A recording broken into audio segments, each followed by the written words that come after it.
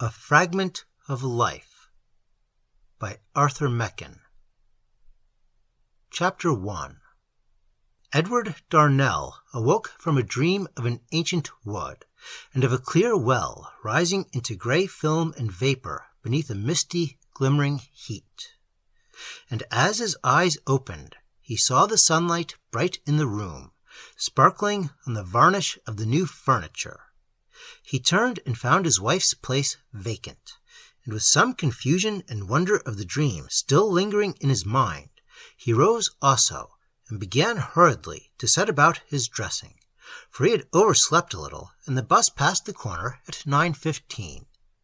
He was a tall, thin man, dark-haired and dark-eyed, and in spite of the routine of the city, and counting of coupons, and all the mechanical drudgery that had lasted for 10 years, there still remained about him the curious hint of a wild grace, as if he had been born a creature of the antique wood, and had seen the fountain rising from the green moss and the grey rocks. The breakfast was laid in the room on the ground floor, the back room with the French windows looking on the garden, and before he sat down to his fried bacon, he kissed his wife seriously and dutifully. She had brown hair and brown eyes, and though her lovely face was grave and quiet, one would have said that she might have awaited her husband under the old trees, and bathed in the pool hollowed out of the rocks. They had a good deal to talk over while the coffee was poured out and the bacon eaten, and Darnell's egg brought in by the stupid, staring servant girl of the dusty face. They had been married for a year, and they had got on excellently, rarely sitting silent for more than an hour, but for the past few weeks Aunt Marian's present had afforded a subject for conversation which seemed inexhaustible. Mrs. Darnell had been Miss Mary Reynolds, the daughter of an auctioneer and estate agent in Notting Hill, and Aunt Marian was her mother's sister, who was supposed rather to have lowered herself by marrying a coal merchant, in a small way, at Turnham Green. Marian had felt the family attitude a good deal, and the Reynoldses were sorry for many things that had been said, when the coal merchant saved money and took up land on building leases in the neighbourhood of Crouch End, greatly to his advantage, as it appeared. Nobody had thought that Nixon could ever do very much, but he and his wife had been living for years in a beautiful house at Barnet, with bow windows, shrubs, and a paddock, and the two families saw but little of each other, for Mr. Reynolds was not very prosperous. Of course, Aunt Marian and her husband had been asked to Mary's wedding, but they had sent excuses with a nice little set of silver apostle spoons, and it was feared that nothing more was to be looked for. However, on Mary's birthday, her aunt had written a most affectionate letter, enclosing a cheque for £100 from Robert and herself, and ever since the receipt of the money, the Darnells had discussed the question of its judicious disposal. Mrs. Darnell had wished to invest the whole sum in government securities, but Mr. Darnell had pointed out that the rate of interest was absurdly low, and after a good deal of talk, he had persuaded his wife to put £90 of the money in a safe mine, which was paying 5%. This was very well, but the remaining £10, which Mrs. Darnell had insisted on reserving, gave rise to legends and discourses as interminable as the disputes of the schools. At first, Mr. Darnell had proposed that they should furnish the spare room. There were 4 bedrooms in the house, their own room, the small one for the servant, and 2 others overlooking the garden, one of which had been used for storing boxes, ends of rope, and odd numbers of quiet days and Sunday evenings, besides some worn suits belonging to Mr. Darnell, which had been carefully wrapped up and laid by, as he scarcely knew what to do with them.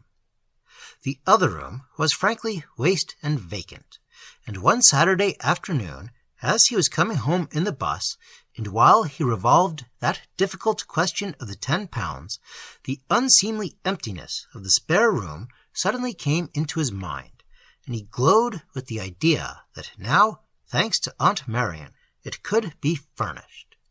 He was busied with this delightful thought all the way home, but when he let himself in, he said nothing to his wife, since he felt that his idea must be matured. He told Mrs. Darnell that, having important business, he was obliged to go out again directly, but that he should be back without fail for tea at 6:30.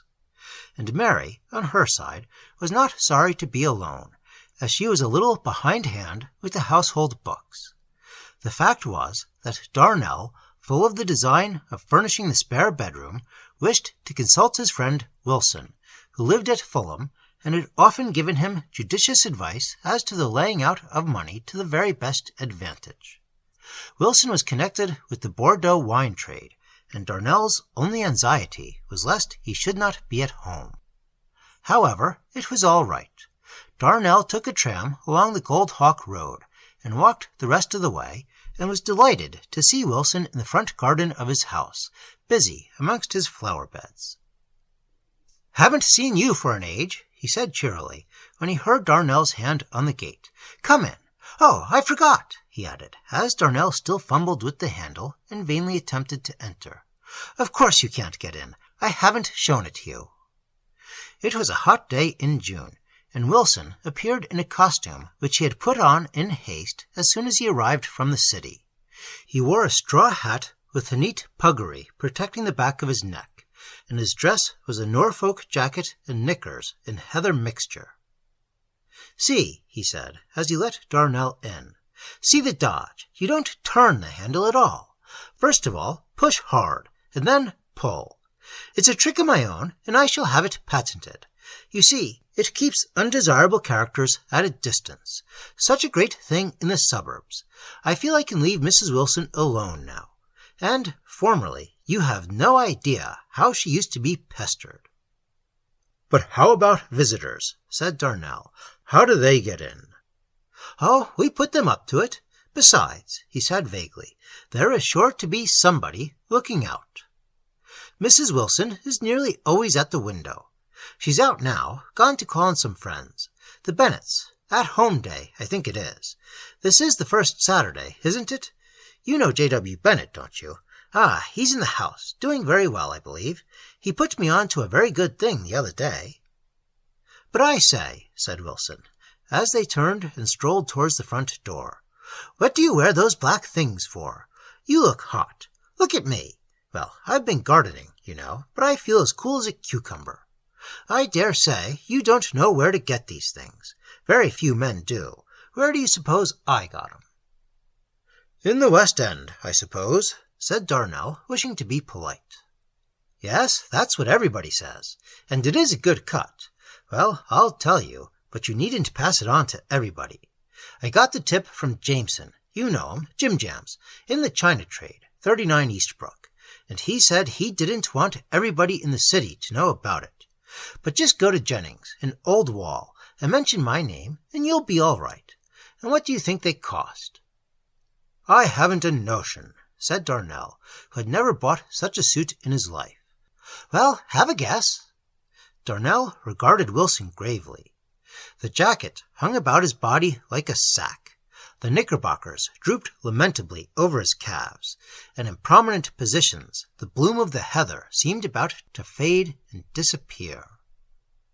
£3, I suppose, at least," he said at length. "Well, I asked Dench, in our place, the other day, and he guessed 4.10, and his father's got something to do with a big business in Conduit Street. But I only gave 35 and 6. To measure, of course. Look at the cut, man." Darnell was astonished at so low a price. "And, by the way," Wilson went on, pointing to his new brown boots, "you know where they go for shoe leather. Oh, I thought everybody was up to that. There's only one place, Mr. Bill, in Gunning Street, 9 and 6. They were walking round and round the garden, and Wilson pointed out the flowers in the beds and borders. There were hardly any blossoms, but everything was neatly arranged. "Here are the tuberous-rooted Glasgonias," he said, showing a rigid row of stunted plants. "Those are Squintaceae. This is a new introduction, Moldavia semperflorida andersoni. And this is Pratzia, "When do they come out?" said Darnell. "Most of them in the end of August or beginning of September," said Wilson briefly. He was slightly annoyed with himself for having talked so much about his plants, since he saw that Darnell cared nothing for flowers. And indeed, the visitor could hardly dissemble vague recollections that came to him, thoughts of an old wild garden full of odors, beneath gray walls, of the fragrance of the meadow-sweet beside the brook. "I wanted to consult you about some furniture," Darnell said at last. "You know we've got a spare room, and I'm thinking of putting a few things into it. I haven't exactly made up my mind, but I thought you might advise me." "Come into my den," said Wilson. "No, this way, by the back." And he showed Darnell another ingenious arrangement at the side door, whereby a violent, high-toned bell was set pealing in the house, if one did but touch the latch.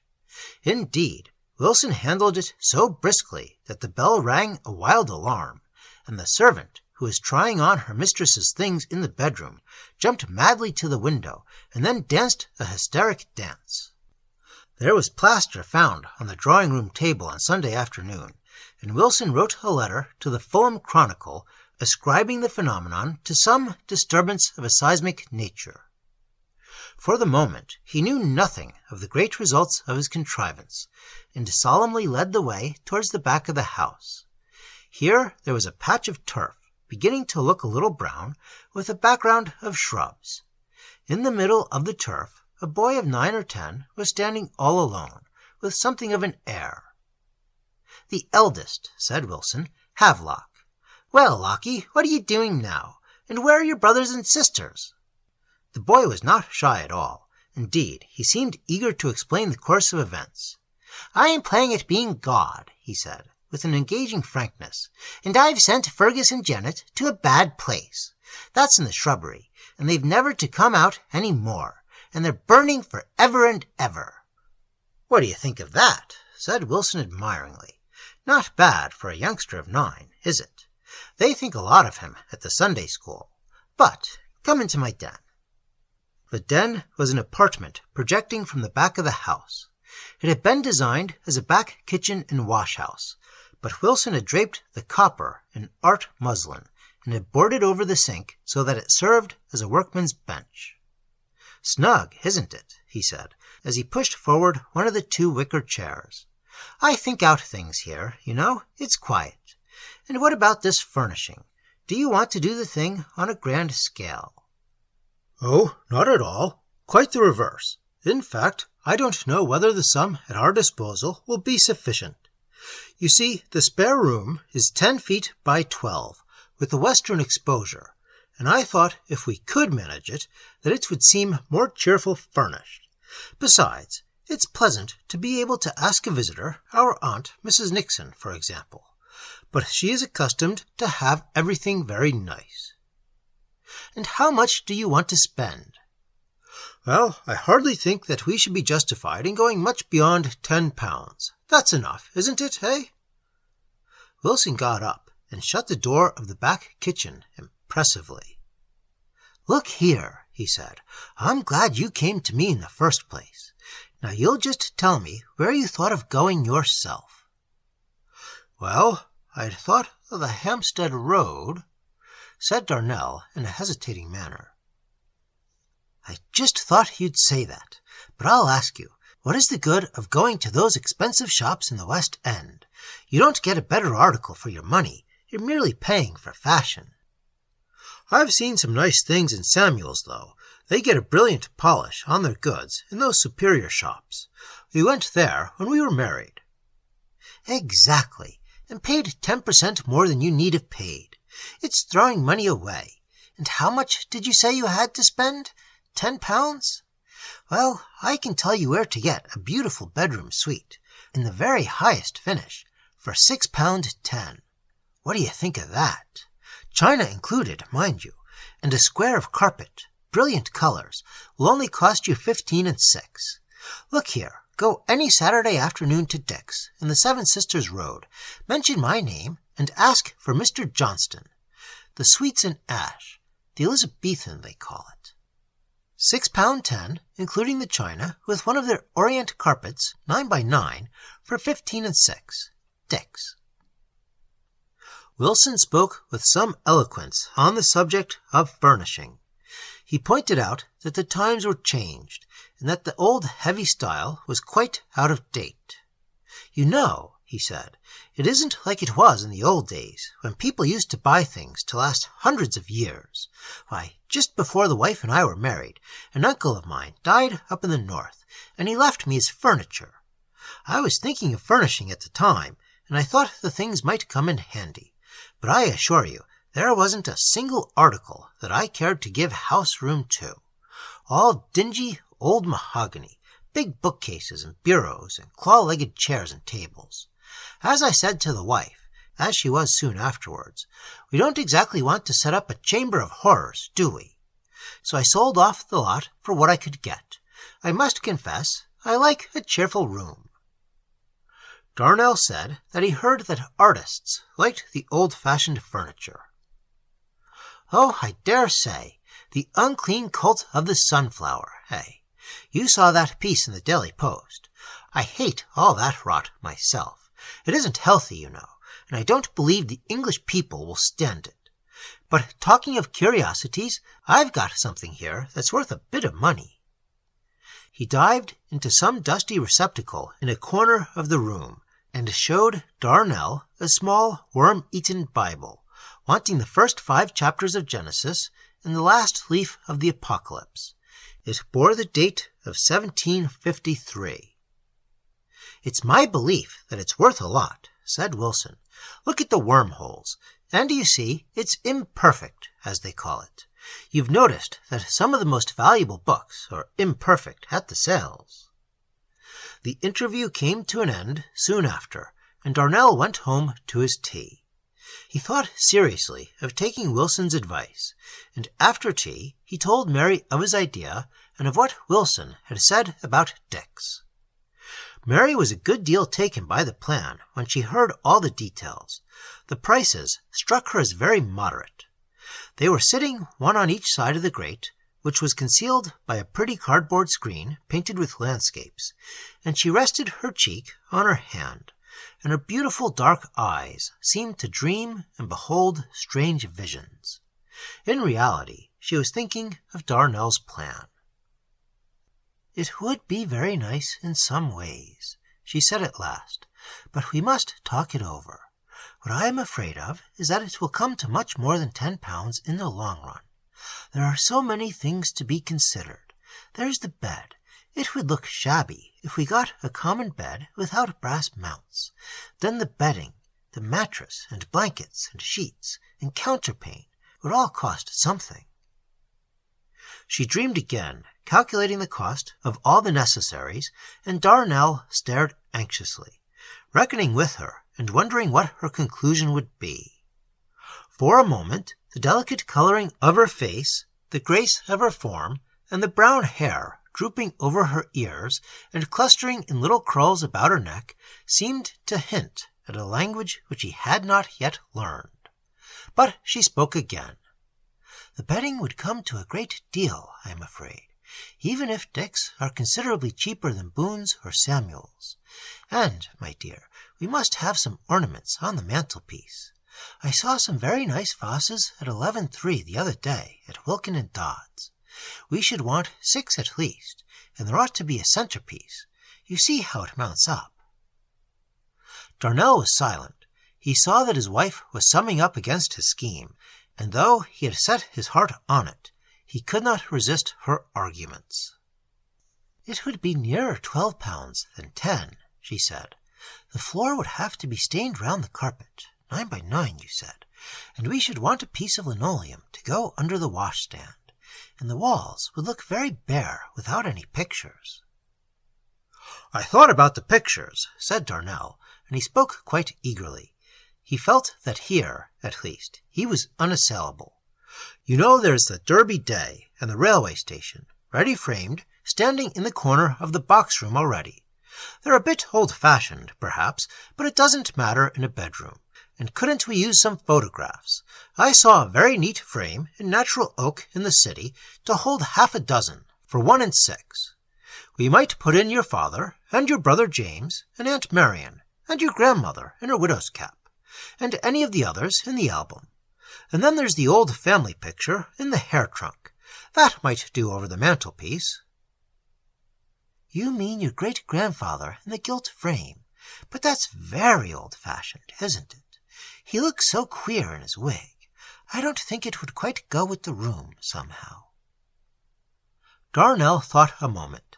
The portrait was a kit-cat of a young gentleman bravely dressed in the fashion of 1750, and he very faintly remembered some old tales that his father had told him about this ancestor, tales of the woods and fields, of the deep sunken lanes, and the forgotten country in the west. "No," he said, "I suppose it is rather out of date. But I saw some very nice prints in the city, framed and quite cheap." "Yes, but everything counts. Well, we will talk it over, as you say. You know we must be careful."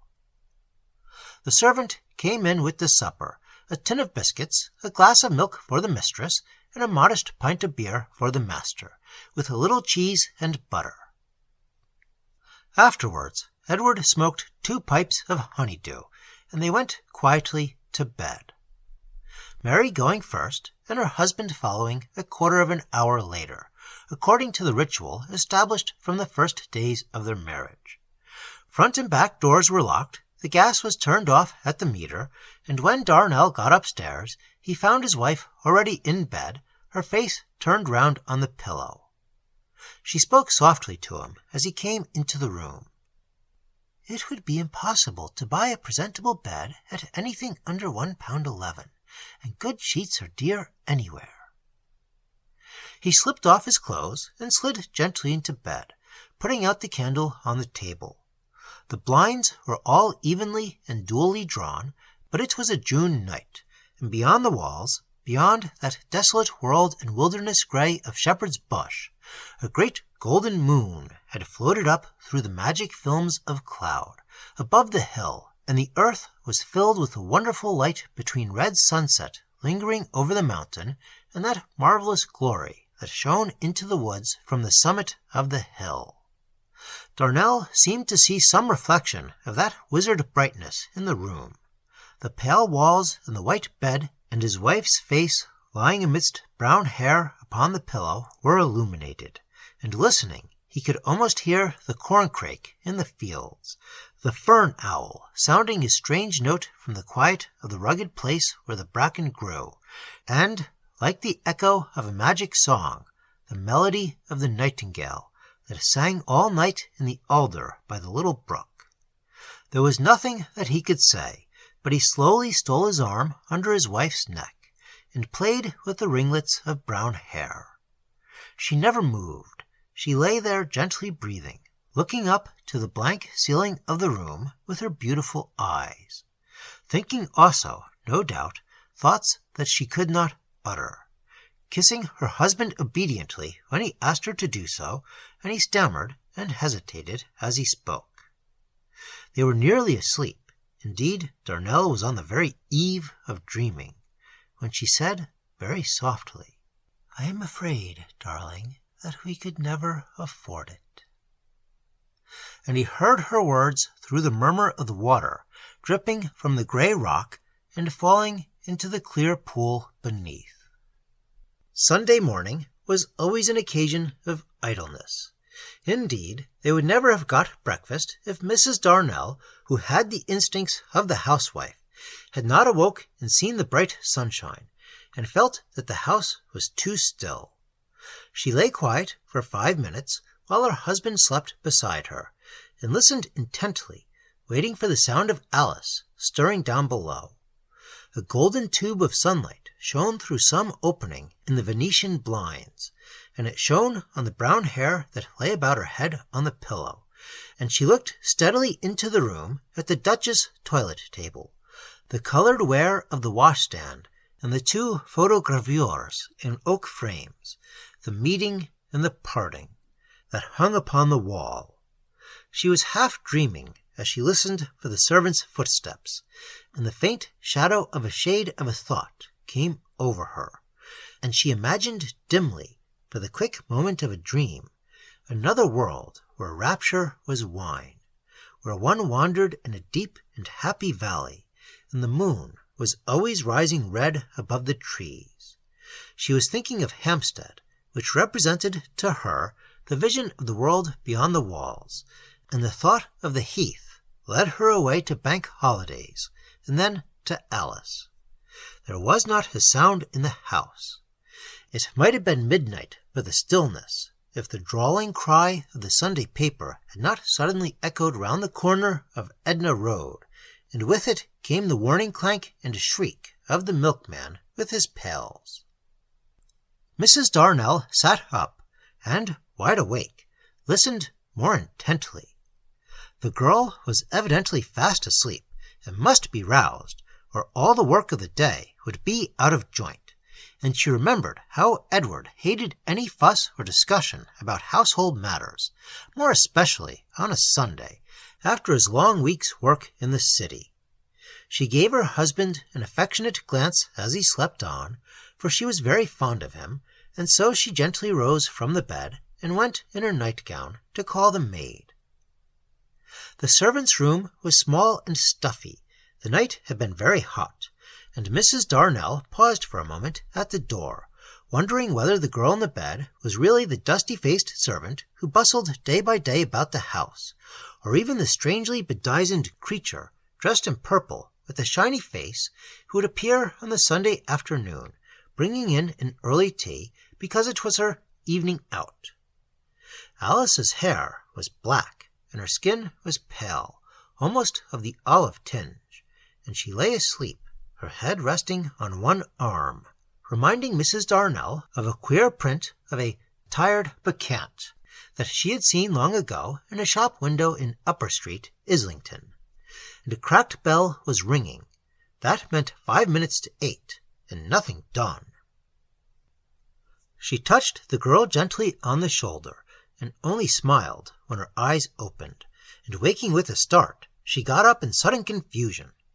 Mrs. Darnell went back to her room and dressed slowly, while her husband still slept, and it was only at the last moment, as she fastened her cherry-colored bodice, that she roused him, telling him that the bacon would be overdone unless he hurried over his dressing. Over the breakfast, they discussed the question of the spare room all over again. Mrs. Darnell still admitted that the plan of furnishing it attracted her, but she could not see how it could be done for the £10, and as they were prudent people, they did not care to encroach on their savings.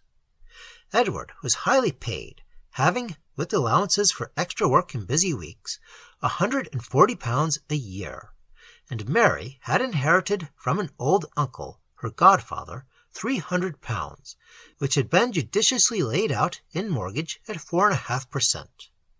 Their total income then, counting in Aunt Marian's present, was £158 a year, and they were clear of debt, since Darnell had bought the furniture for the house out of money which he had saved for 5 or 6 years before. In the first few years of his life in the city, his income had, of course, been smaller, and at first he had lived very freely, without a thought of laying by. The theatres and music halls had attracted him, and scarcely a week passed without his going, in the pit, to one or the other, and he had occasionally bought photographs of actresses who pleased him. These he had solemnly burnt when he became engaged to Mary. He remembered the evening well. His heart had been so full of joy and wonder, and the landlady had complained bitterly of the mess in the grate when he came home from the city the next night. Still, the money was lost, as far as he could recollect, 10 or 12 shillings, and it annoyed him all the more to reflect that if he had put it by, it would have gone far towards the purchase of an Orient carpet in brilliant colours. Then there had been other expenses of his youth.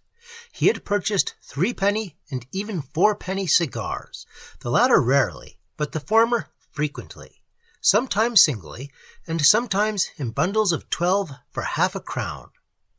Once a meerschaum pipe had haunted him for 6 weeks. The tobacconist had drawn it out of a drawer with some air of secrecy as he was buying a packet of Lone Star. Here was another useless expense.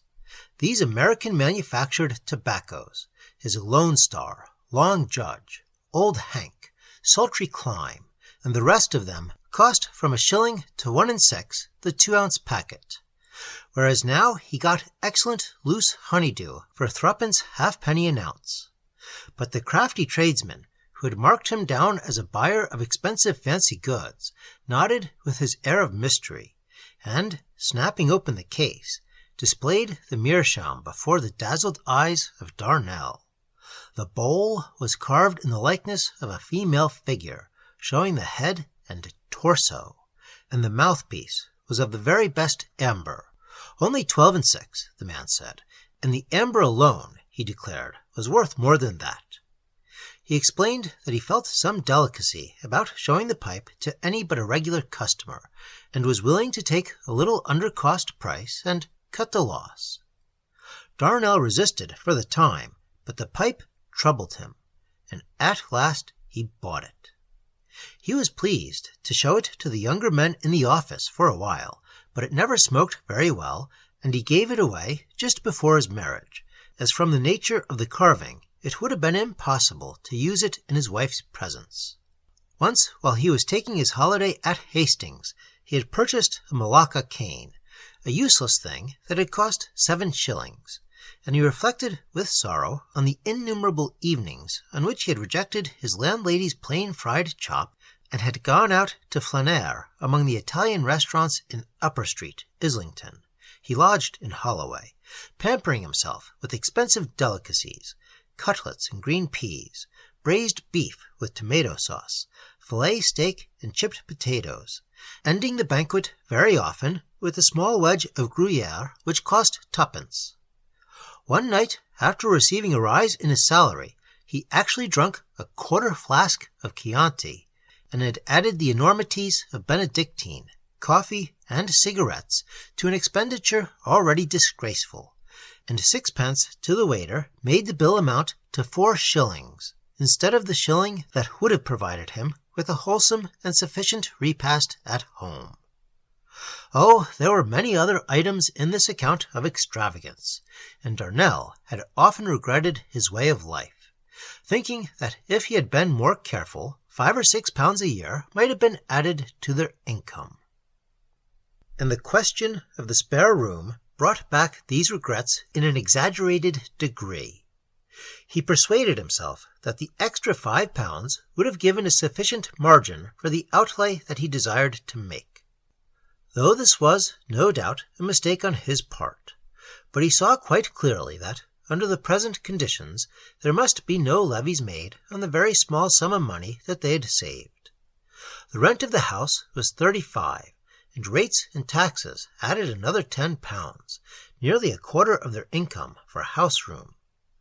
Mary kept down the housekeeping bills to the very best of her ability, but meat was always dear, and she suspected the maid of cutting surreptitious slices from the joint and eating them in her bedroom with bread and treacle in the dead of night, for the girl had disordered and eccentric appetites.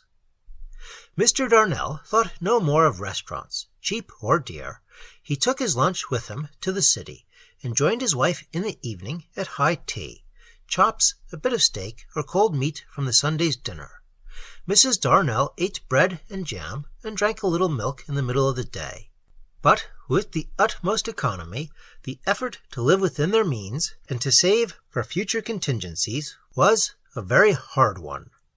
They had determined to do without change of air for at least 3 years, as the honeymoon at Walton-on-the-Naze had cost a good deal, and it was on this ground that they had, somewhat illogically, reserved the 10 pounds, declaring that as they were not to have any holiday, they would spend the money on something useful.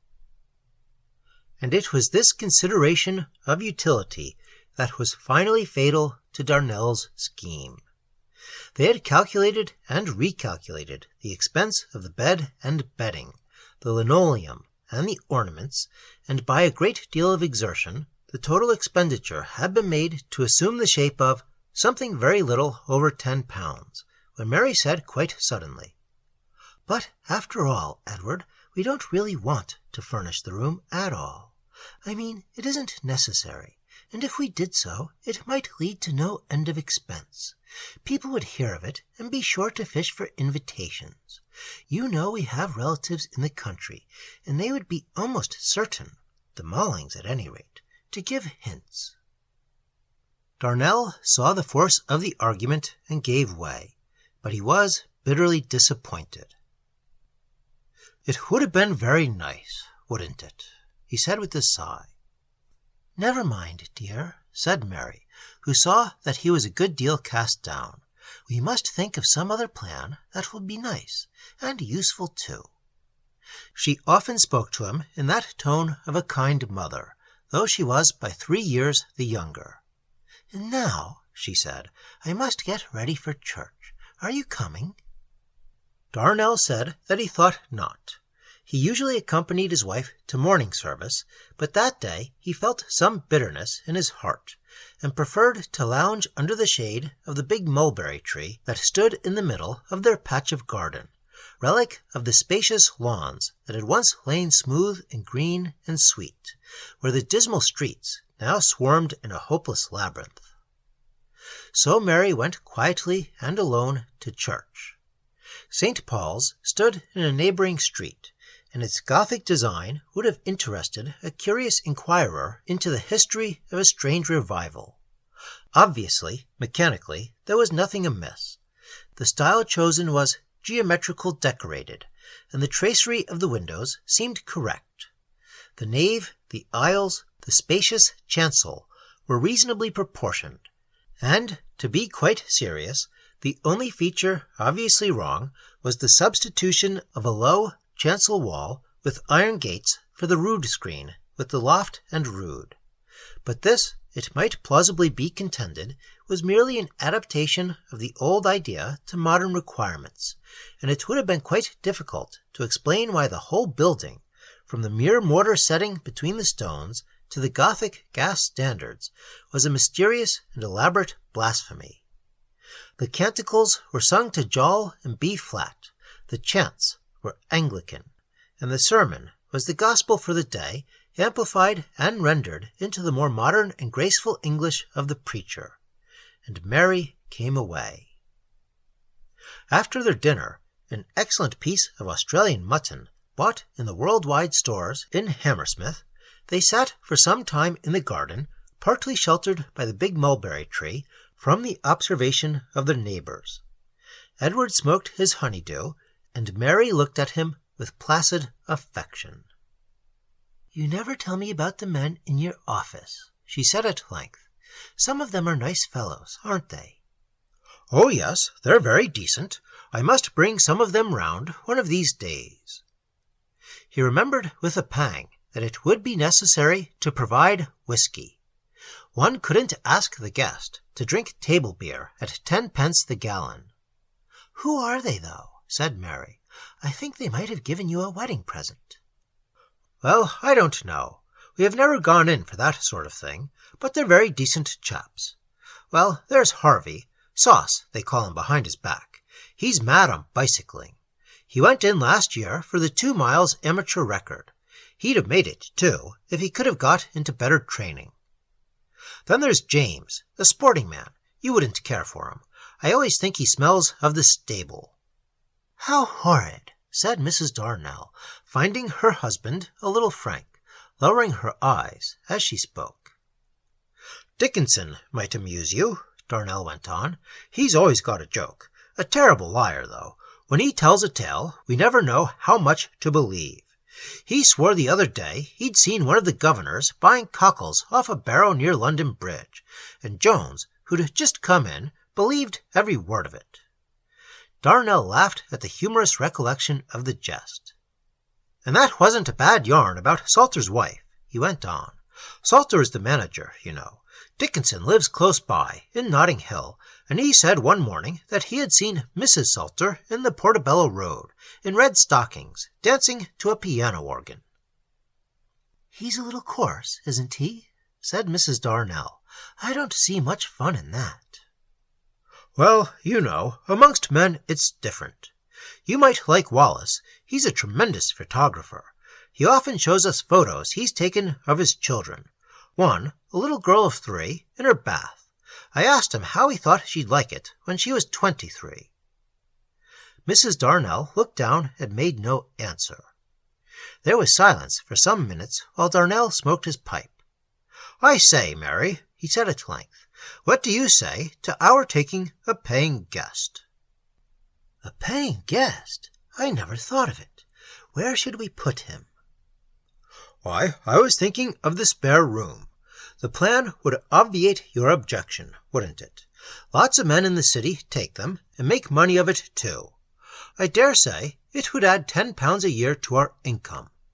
Redgrave, the cashier, finds it worth his while to take a large house on purpose. They have a regular lawn for tennis and a billiard room." Mary considered gravely, always with the dream in her eyes. "I don't think we could manage it, Edward," she said. "It would be inconvenient in many ways." She hesitated for a moment. "And I don't think I should care to have a young man in the house. It is so very small, and our accommodation, as you know, is so limited." She blushed slightly, and Edward, a little disappointed as he was, looked at her with a singular longing, as if he were a scholar confronted with a doubtful hieroglyph, either wholly wonderful or altogether commonplace. Next door, children were playing in the garden, playing shrilly, laughing, crying, quarreling, racing to and fro. Suddenly, a clear, pleasant voice sounded from an upper window. "Enid! Charles! Come up to my room at once!" There was an instant sudden hush. The children's voices died away. "Mrs. Parker is supposed to keep her children in great order," said Mary. "Alice was telling me about it the other day. She had been talking to Mrs. Parker's servant. I listened to her without any remark, as I don't think it right to encourage servants' gossip. They always exaggerate everything, and I dare say children often require to be corrected." The children were struck silent, as if some ghastly terror had seized them. Darnell fancied that he heard a queer sort of cry from the house, but he could not be quite sure. He turned to the other side, where an elderly, ordinary man with a grey moustache was strolling up and down on the further side of his garden. He caught Darnell's eye, and Mrs. Darnell looking towards him at the same moment, he very politely raised his tweed cap. Darnell was surprised to see his wife blushing fiercely. "Sayce and I often go into the city by the same bus," he said, "and as it happens, we've sat next to each other 2 or 3 times lately. I believe he's a traveller for a leather firm in Bermondsey. He struck me as a pleasant man. Haven't they got rather a good-looking servant?" "Alice has spoken to me about her, and the Sayces," said Mrs. Darnell. "I understand that they are not very well thought of in the neighbourhood, but I must go in and see whether the tea is ready. Alice will be wanting to go out directly." Darnell looked after his wife as she walked quickly away. He only dimly understood, but he could see the charm of her figure, the delight of the brown curls clustering about her neck, and he again felt that sense of the scholar confronted by the hieroglyphic. He could not have expressed his emotion, but he wondered whether he would ever find the key, and something told him that before she could speak to him, his own lips must be unclosed. She had gone into the house by the back kitchen door, leaving it open, and he heard her speaking to the girl about the water being really boiling. He was amazed, almost indignant with himself, but the sound of the words came to his ears as strange, heart-piercing music, tones from another wonderful sphere. And yet he was her husband, and they had been married nearly a year, and yet whenever she spoke, he had to listen to the sense of what she said, constraining himself lest he should believe she was a magical creature, knowing the secrets of immeasurable delight. He looked out through the leaves of the mulberry tree. Mr. Sayce had disappeared from his view, but he saw the light blue fume of the cigar he was smoking floating slowly across the shadowed air. He was wondering at his wife's manner when Stacey's name was mentioned, puzzling his head as to what could be amiss in the household of a most respectable personage, when his wife appeared at the dining-room window and called him in to tea. She smiled as he looked up, and he rose hastily and walked in, wondering whether he were not a little queer, so strange were the dim emotions and the dimmer impulses that rose within him. Alice was all shining purple and a strong scent as she brought in the teapot and the jug of hot water. It seemed that a visit to the kitchen had inspired Mrs. Darnell in her turn with a novel plan for disposing of the famous £10. The range had always been a trouble to her, and when sometimes she went into the kitchen and found, as she said, the fire roaring halfway up the chimney, it was in vain that she reproved the maid on the ground of extravagance and waste of coal. Alice was ready to admit the absurdity of making up such an enormous fire merely to bake, they call it roast, a bit of beef or mutton, and to boil the potatoes and the cabbage. But she was able to show Mrs. Darnell that the fault lay in the defective contrivance of the range, in an oven which would not get hot. Even with a chop or a steak, it was almost as bad. The heat seemed to escape up the chimney or into the room, and Mary had spoken several times to her husband on the shocking waste of coal, and the cheapest coal procurable was never less than 18 shillings the ton.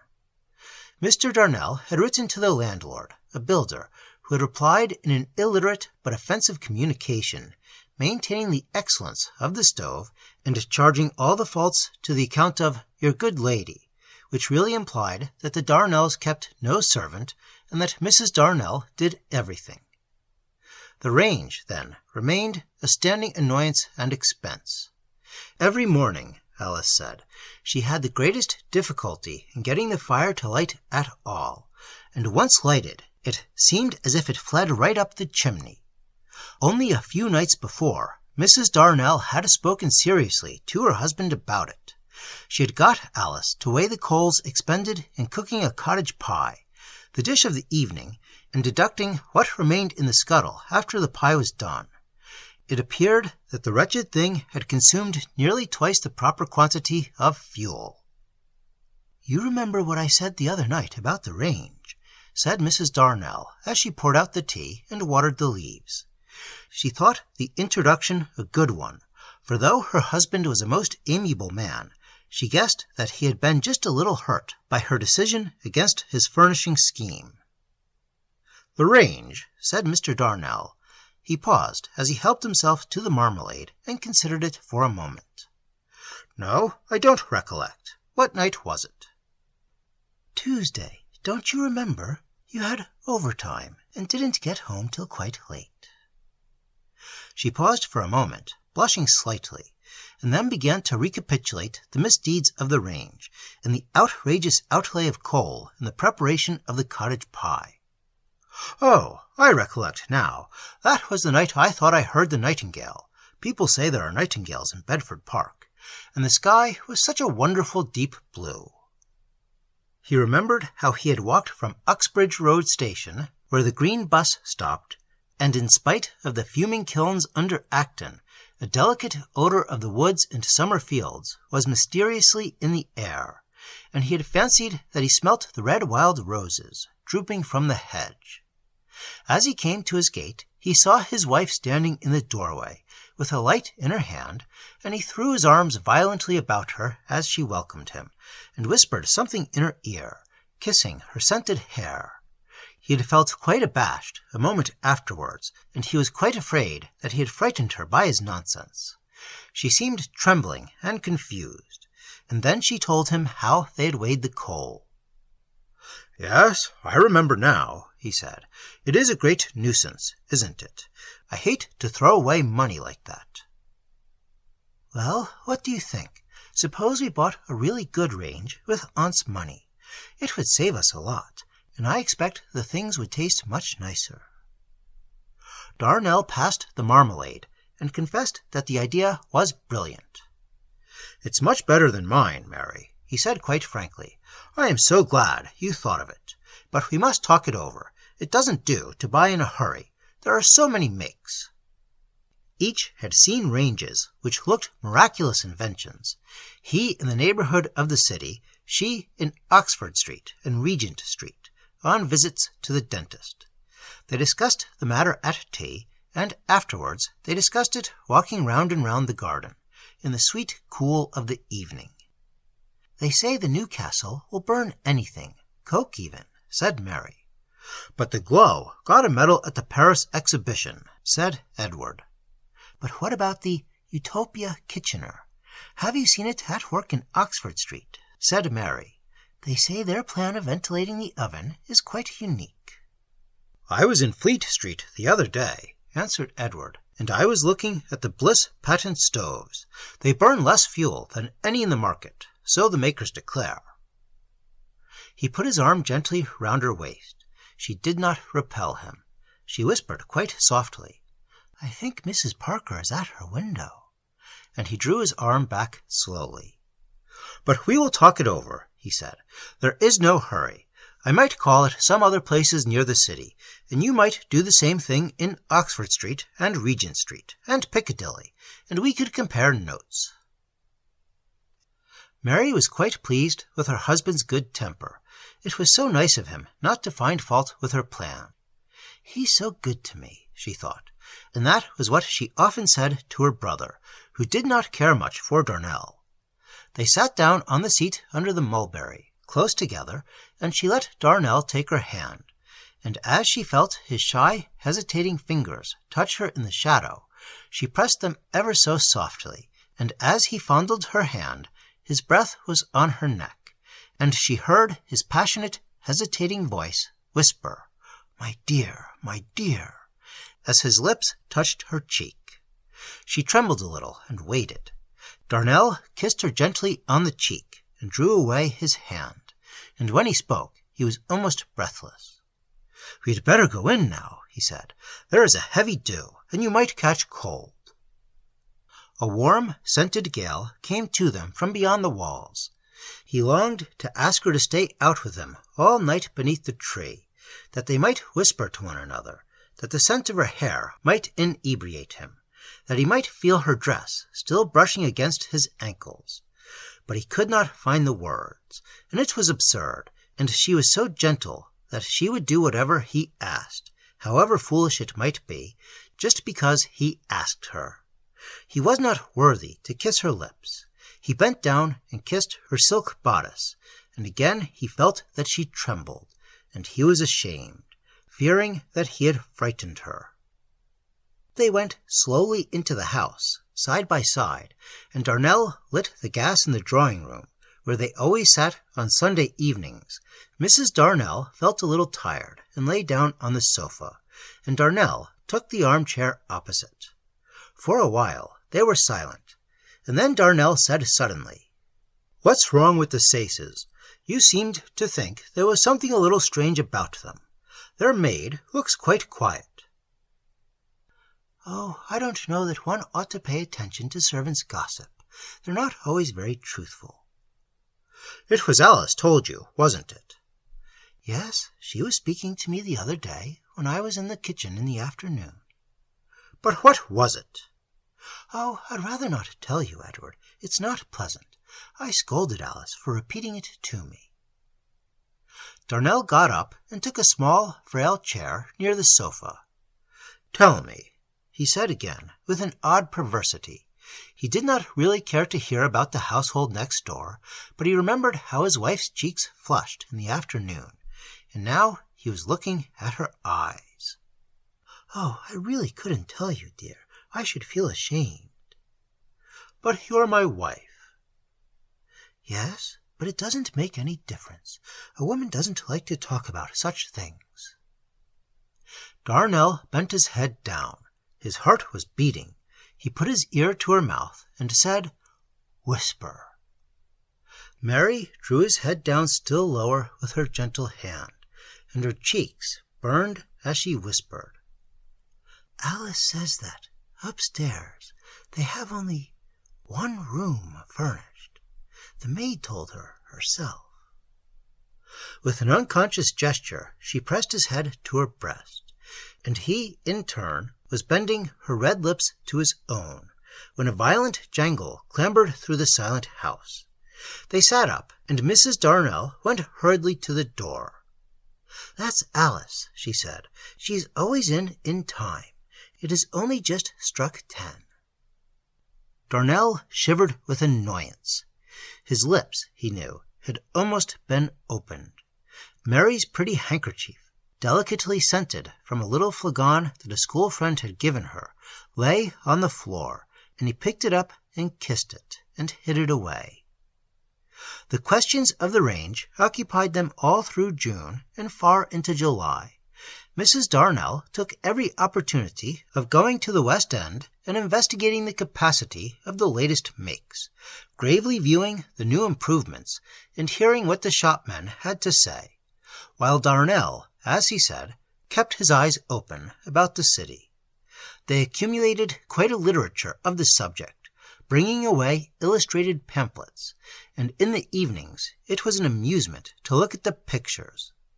They viewed with reverence and interest the drawings of great ranges for hotels and public institutions, mighty contrivances furnished with a series of ovens, each for a different use, with wonderful apparatus for grilling, with batteries of accessories which seemed to invest the cook almost with the dignity of a chief engineer.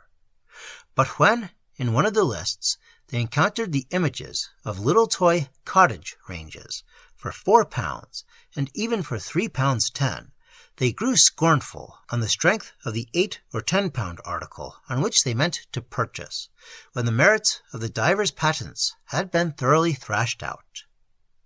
The Raven was for a long time Mary's favourite. It promised the utmost economy with the highest efficiency, and many times they were on the point of giving the order.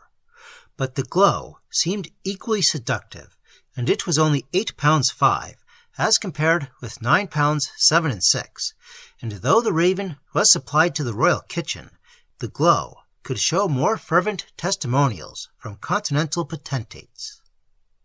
It seemed a debate without end, and it endured day after day, till that morning, when Darnell woke from the dream of the ancient wood, of the fountains rising into grey vapour beneath the heat of the sun. As he dressed, an idea struck him, and he brought it as a shock to the hurried breakfast, disturbed by the thought of the city bus, which passed the corner of the street at 9:15. "I've got an improvement on your plan, Mary," he said with triumph. "Look at that," and he flung a little book on the table. He laughed. "It beats your notion all to fits. After all, the great expense is the coal. It's not the stove. At least, that's not the real mischief. It's the coal is so dear. And here you are. Look at all those oil stoves. They don't burn any coal, but the cheapest fuel in the world, oil. And for £2.10 you can get a range that'll do everything you want." "Give me the book," said Mary, "and we will talk it over in the evening when you come home. Must you be going?" Darnell cast an anxious glance at the clock. "Good-bye," and they kissed each other seriously and dutifully, and Mary's eyes made Darnell think of those lonely water pools, hidden in the shadow of the ancient woods. So, day after day, he lived in the grey phantasmal world, akin to death, that has somehow, with most of us, made good its claim to be called life. To Darnell, the true life would have seemed madness, and when, now and again, the shadows and vague images reflected from its splendor fell across his path, he was afraid and took refuge in what he would have called the sane reality of common and usual incidents and interests. His absurdity was, perhaps, the more evident inasmuch as reality, for him, was a matter of kitchen ranges, of saving a few shillings, but, in truth, the folly would have been greater if it had been concerned with racing, stables, steam yachts, and the spending of many £1,000s.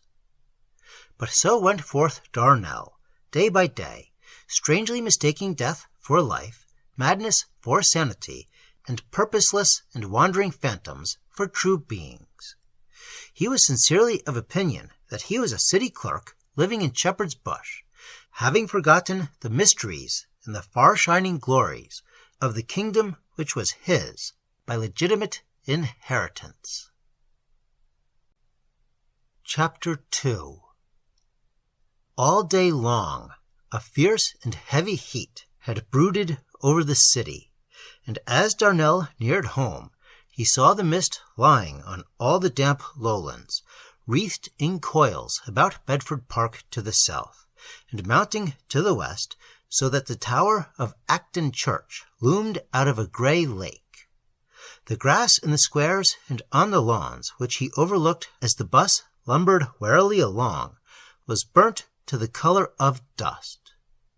Shepherd's Bush Green was a wretched desert, trampled brown, bordered with monotonous poplars, whose leaves hung motionless in the air that was still hot smoke. The foot-passengers struggled warily along the pavements, and the reek of the summer's end, mingled with the breath of the brick-fields, made Darnell gasp, as if he were inhaling the poison of some foul sick-room. He made but a slight inroad into the cold mutton that adorned the tea-table, and confessed that he felt rather done up by the weather and the day's work. "I have had a trying day, too," said Mary. "Alice has been very queer and troublesome all day, and I have had to speak to her quite seriously. You know, I think her Sunday evenings out have a rather unsettling influence on the girl, but what is one to do?" "Has she got a young man?" "Of course, a grocer's assistant from the Goldhawk Road. Wilkins, you know. I tried them when we settled here, but they were not very satisfactory." "What do they do with themselves all the evening? They have from 5 to 10, haven't they?" "Yes, 5, or sometimes 1/2 when the water won't boil. Well, I believe they go for walks usually. Once or twice he has taken her to the City Temple, and the Sunday before last they walked up and down Oxford Street, and then sat in the park. But it seems that last Sunday they went to tea with his mother at Putney. I should like to tell the old woman what I really think of her."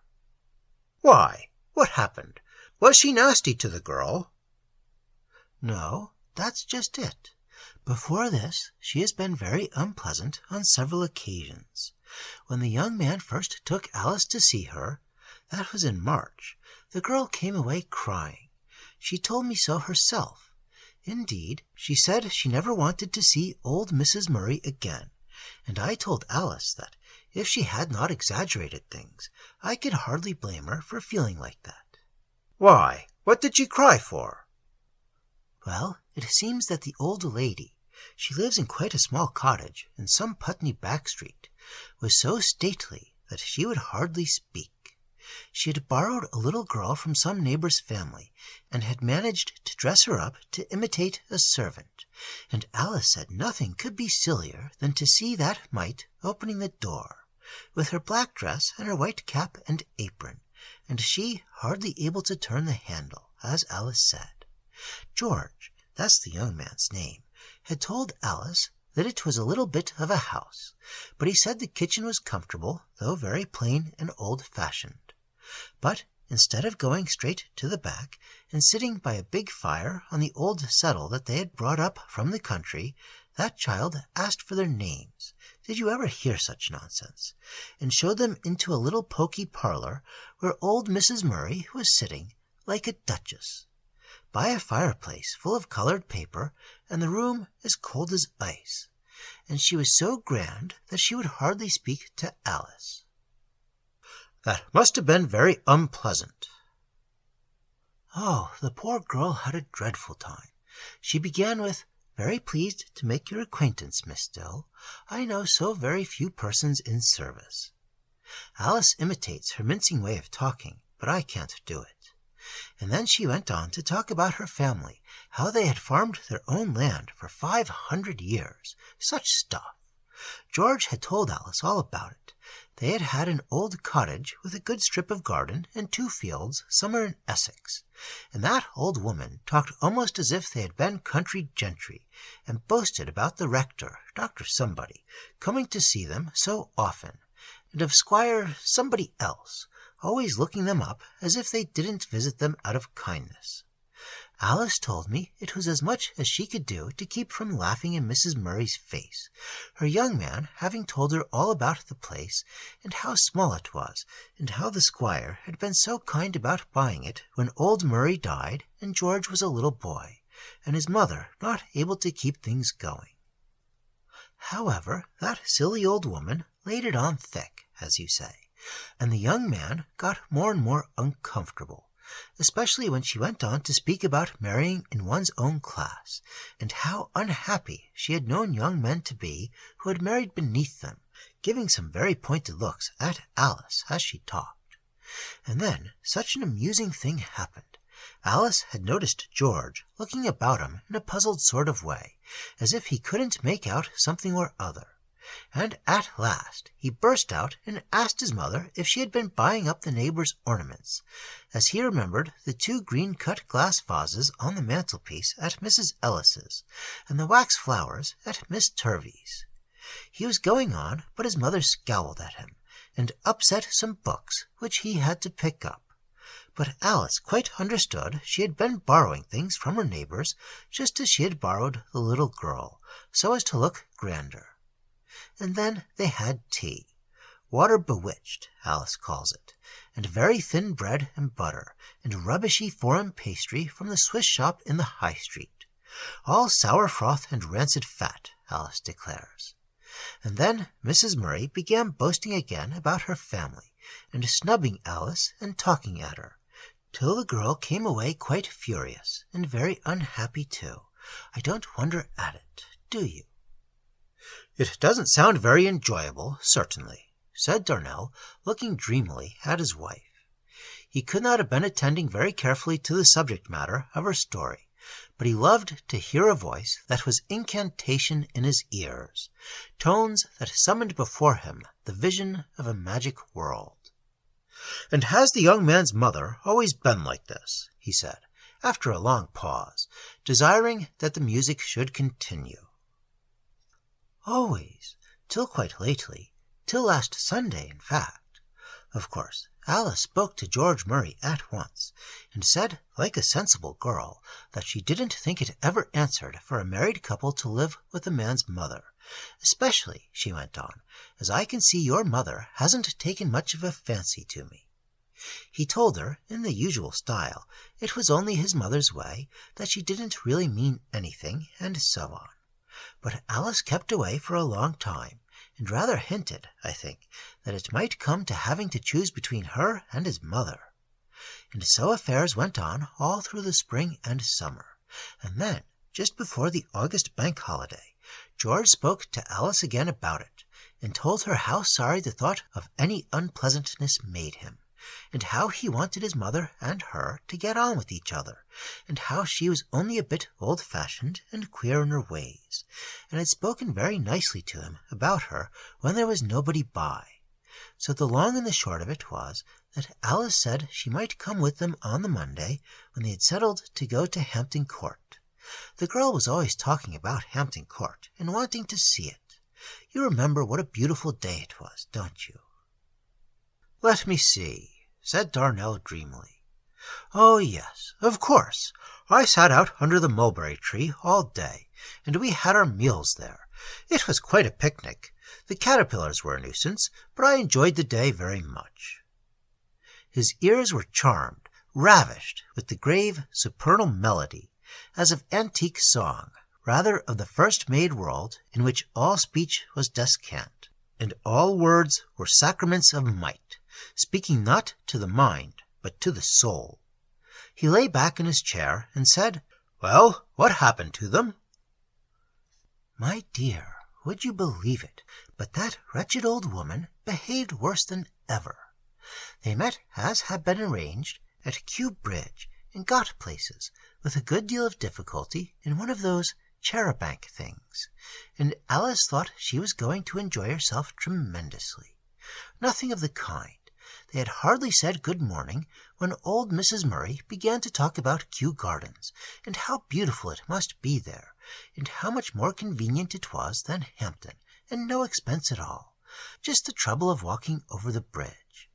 Then she went on to say, as they were waiting for the char-a-banc, that she had always heard there was nothing to see at Hampton, except a lot of nasty, grimy old pictures, and some of them not fit for any decent woman, let alone girl, to look at, and she wondered why the Queen allowed such things to be shown, putting all kinds of notions into girls' heads that were light enough already. And as she said that, she looked at Alice so nastily, horrid old thing, that, as she told me afterwards, Alice would have slapped her face if she hadn't been an elderly woman, and George's mother. Then she talked about Kew again, saying how wonderful the hothouses were, with palms and all sorts of wonderful things, and a lily as big as a parlour table, and the view over the river. George was very good, Alice told me. He was quite taken aback at first, as the old woman had promised faithfully to be as nice as ever she could be. But then he said, gently but firmly, "Well, mother, we must go to Kew some other day, as Alice has set her heart on Hampton for to-day, and I want to see it myself." All Mrs. Murray did was to snort and look at the girl like vinegar, and just then the char-a-banc came up, and they had to scramble for their seats. Mrs. Murray grumbled to herself in an indistinct sort of voice all the way to Hampton Court.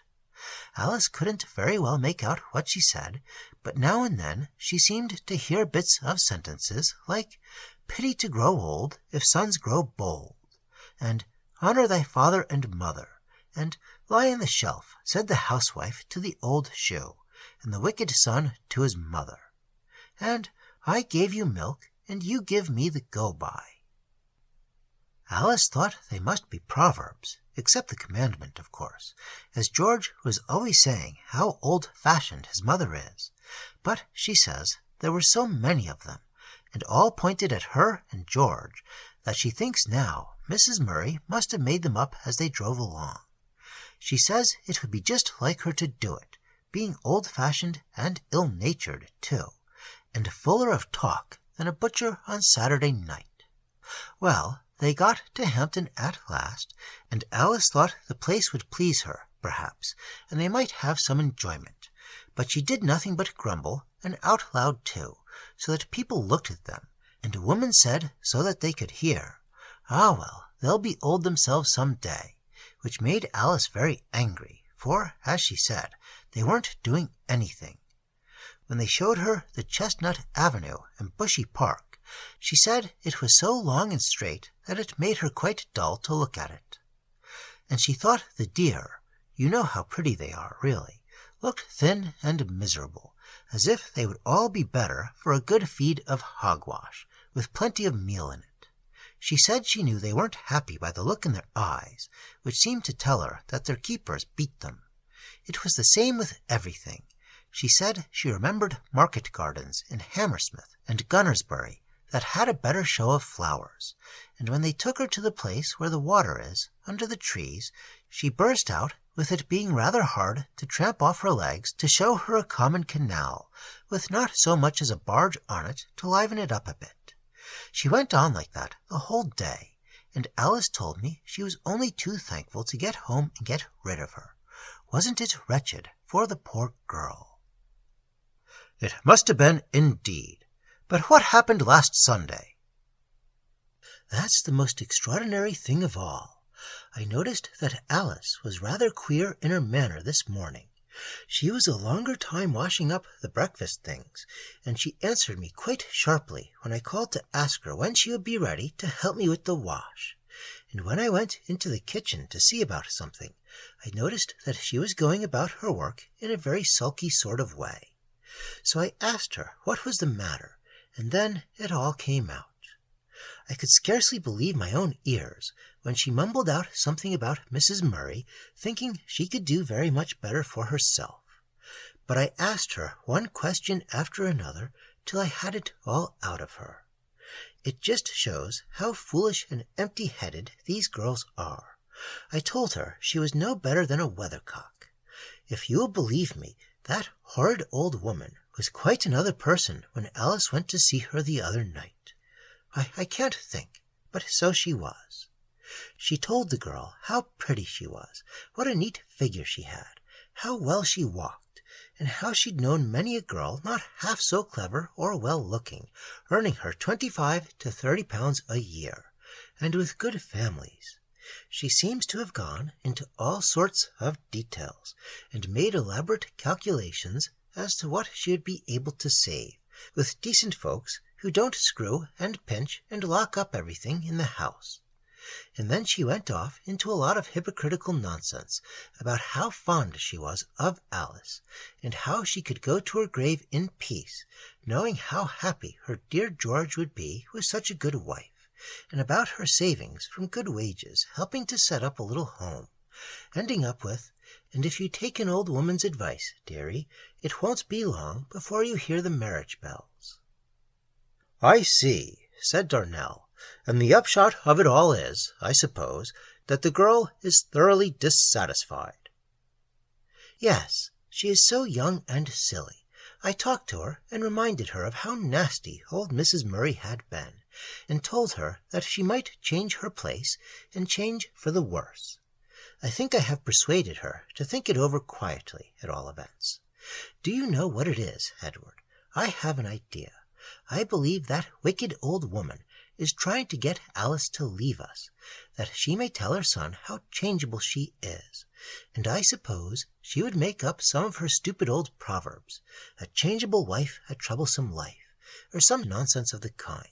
Horrid old thing." "Well, well," said Darnell, "I hope she won't go, for your sake. It would be such a bother for you, hunting for a fresh servant." He refilled his pipe and smoked placidly, refreshed somewhat after the emptiness and the burden of the day. The French window was wide open, and now at last there came a breath of quickening air, distilled by the night from such trees as still wore green in that arid valley, the song to which Darnell had listened in rapture, and now the breeze, which even in that dry grim suburb still bore the word of the woodland, had summoned the dream to his eyes, and he meditated over matters that his lips could not express. "She must indeed be a villainous old woman," he said at length. "Old Mrs. Murray? Of course she is. The mischievous old thing, trying to take the girl from a comfortable place where she is happy." "Yes, and not to like Hampton Court.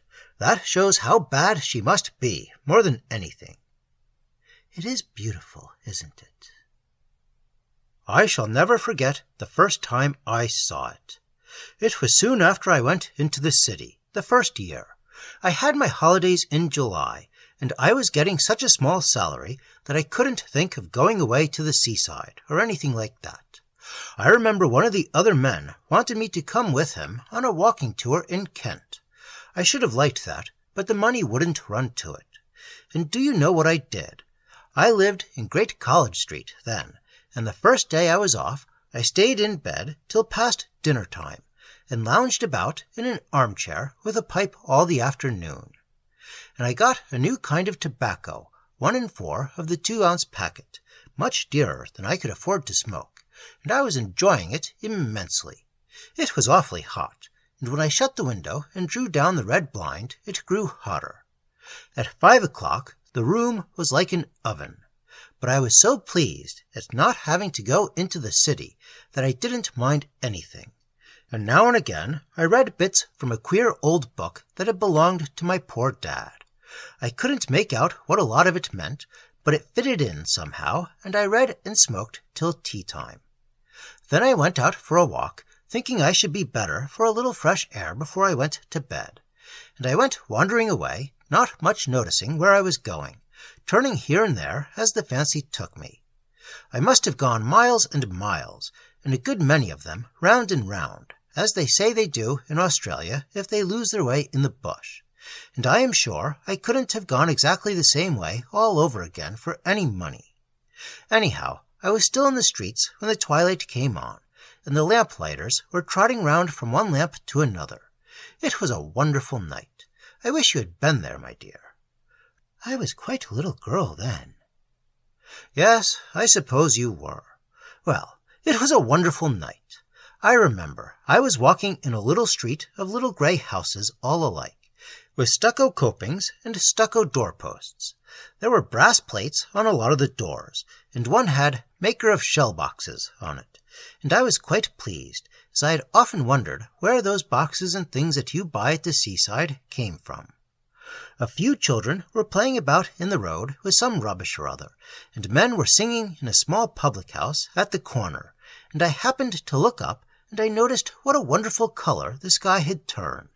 I have seen it since, but I don't think it has ever been quite what it was that night. A dark blue, glowing like a violet, just as they say the sky looks in foreign countries. I don't know why, but the sky or something made me feel quite queer. Everything seemed changed in a way I couldn't understand. I remember I told an old gentleman I knew then, a friend of my poor father's, he's been dead for 5 years, if not more, about how I felt, and he looked at me and said something about fairyland. I don't know what he meant, and I dare say I didn't explain myself properly. But, you know, for a moment or two I felt as if that little back street was beautiful, and the noise of the children and the men in the public-house seemed to fit in with the sky and become part of it. You know that old saying about treading on air when one is glad? Well, I really felt like that as I walked. Not exactly like air, you know, but as if the pavement was velvet or some very soft carpet. And then, I suppose it was all my fancy, the air seemed to smell sweet, like the incense in Catholic churches, and my breath came queer and catchy, as it does when one gets very excited about anything. I felt altogether stranger than I've ever felt before or since. Darnell stopped suddenly and looked up at his wife. She was watching him with parted lips, with eager, wondering eyes. I hope I'm not tiring you, dear, with all this story about nothing. You have had a worrying day with that stupid girl. Hadn't you better go to bed? Oh, no, please, Edward. I'm not a bit tired now. I love to hear you talk like that. Please, go on. Well, after I had walked a bit further, that queer sort of feeling seemed to fade away. I said a bit further, and I really thought I had been walking about 5 minutes, but I had looked at my watch just before I got into that little street, and when I looked at it again, it was 11 o'clock. I must have done about 8 miles. I could scarcely believe my own eyes, and I thought my watch must have gone mad. But I found out afterwards it was perfectly right. I couldn't make it out, and I can't now. I assure you the time passed as I walked up one side of Edna Road and down the other. But there I was, right in the open country, with a cool wind blowing on me from a wood, and the air full of soft rustling sounds, and notes of birds from the bushes, with the singing noise of a little brook that ran under the road. I was standing on the bridge when I took out my watch and struck a wax light to see the time, and it came upon me suddenly what a strange evening it had been.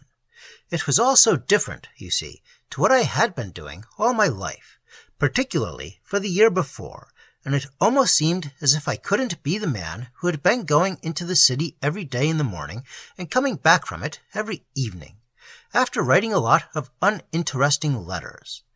It was like being pitched all of a sudden from one world into another. Well, I found my way back somehow or other, and as I went along, I made up my mind how to spend my holiday. I said to myself, I'll have a walking tour as well as Ferrars, only mine is to be a tour of London and its environs. And I'd got it all settled when I let myself into the house about 4 o'clock in the morning, and the sun was shining, and the street almost as still as the wood at midnight. I think that was a capital idea of yours. Did you have your tour? Did you buy a map of London?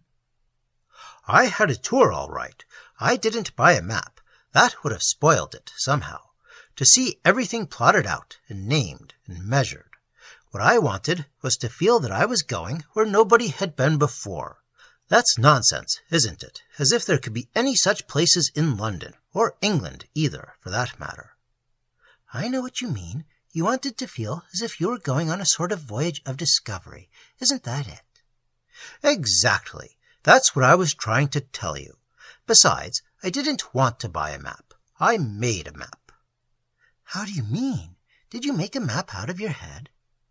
I'll tell you about it afterwards, but do you really want to hear about my grand tour? Of course I do. It must have been delightful. I call it a most original idea.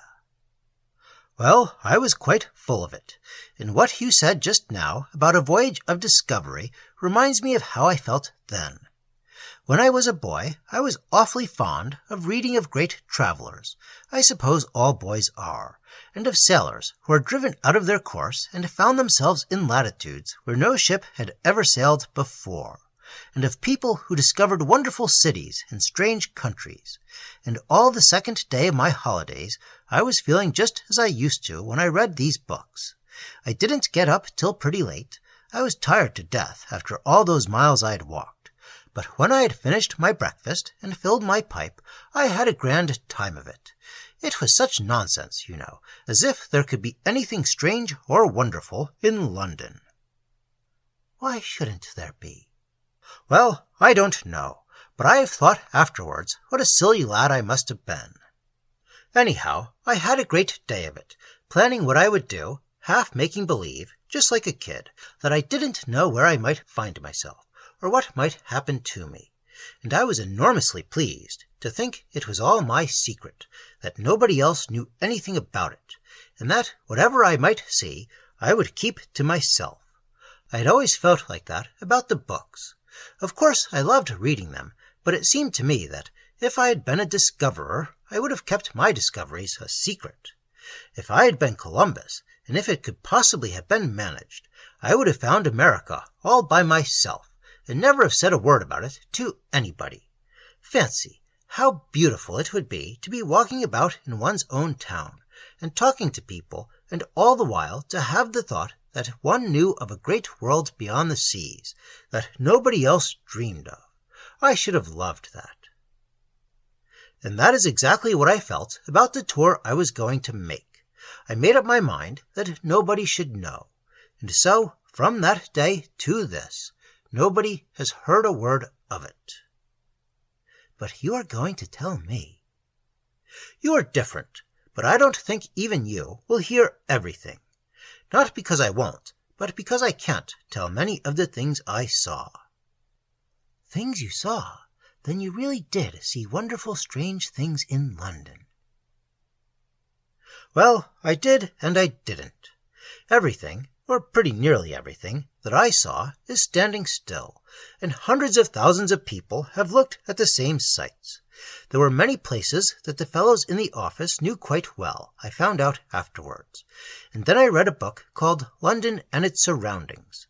But I don't know how it is. Neither the men at the office nor the writers of the book seem to have seen the things that I did. That's why I stopped reading the book. It seemed to take the life, the real heart, out of everything, making it as dry and stupid as the stuffed birds in a museum. I thought about what I was going to do all that day, and went to bed early, so as to be fresh. I knew wonderfully little about London, really, though, except for an odd week now and then, I had spent all my life in town. Of course I knew the main streets, the Strand, Regent Street, Oxford Street, and so on, and I knew the way to the school I used to go to when I was a boy, and the way into the city, but I had just kept to a few tracks, as they say the sheep do on the mountains, and that made it all the easier for me to imagine that I was going to discover a new world. Darnell paused in the stream of his talk. He looked keenly at his wife to see if he were wearying her, but her eyes gazed at him with unabated interest. One would almost have said that they were the eyes of one who longed and half expected to be initiated into the mysteries, who knew not what great wonder was to be revealed. She sat with her back to the open window, framed in the sweet dusk of the night, as if a painter had made a curtain of heavy velvet behind her, and the work that she had been doing had fallen to the floor. She supported her head with her 2 hands placed on each side of her brow, and her eyes were as the wells in the wood of which Darnell dreamed in the night time and in the day. And all the strange tales I had ever heard were in my head that morning. He went on, as if continuing the thoughts that had filled his mind while his lips were silent. I had gone to bed early, as I told you, to get a thorough rest, and I had set my alarm clock to wake me at 3, so that I might set out at an hour that was quite strange for the beginning of a journey. There was a hush in the world when I awoke, before the clock had rung to arouse me, and then a bird began to sing and twitter in the elm tree that grew in the next garden, and I looked out of the window, and everything was still, and the morning air breathed in pure and sweet, as I had never known it before.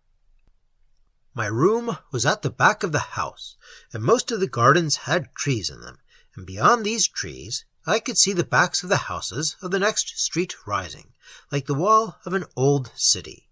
And as I looked, the sun rose, and the great light came in at my window, and the day began. And I found that when I was once out of the streets just about me that I knew, some of the queer feeling that had come to me 2 days before came back again. It was not nearly so strong. The streets no longer smelt of incense, but still there was enough of it to show me what a strange world I passed by.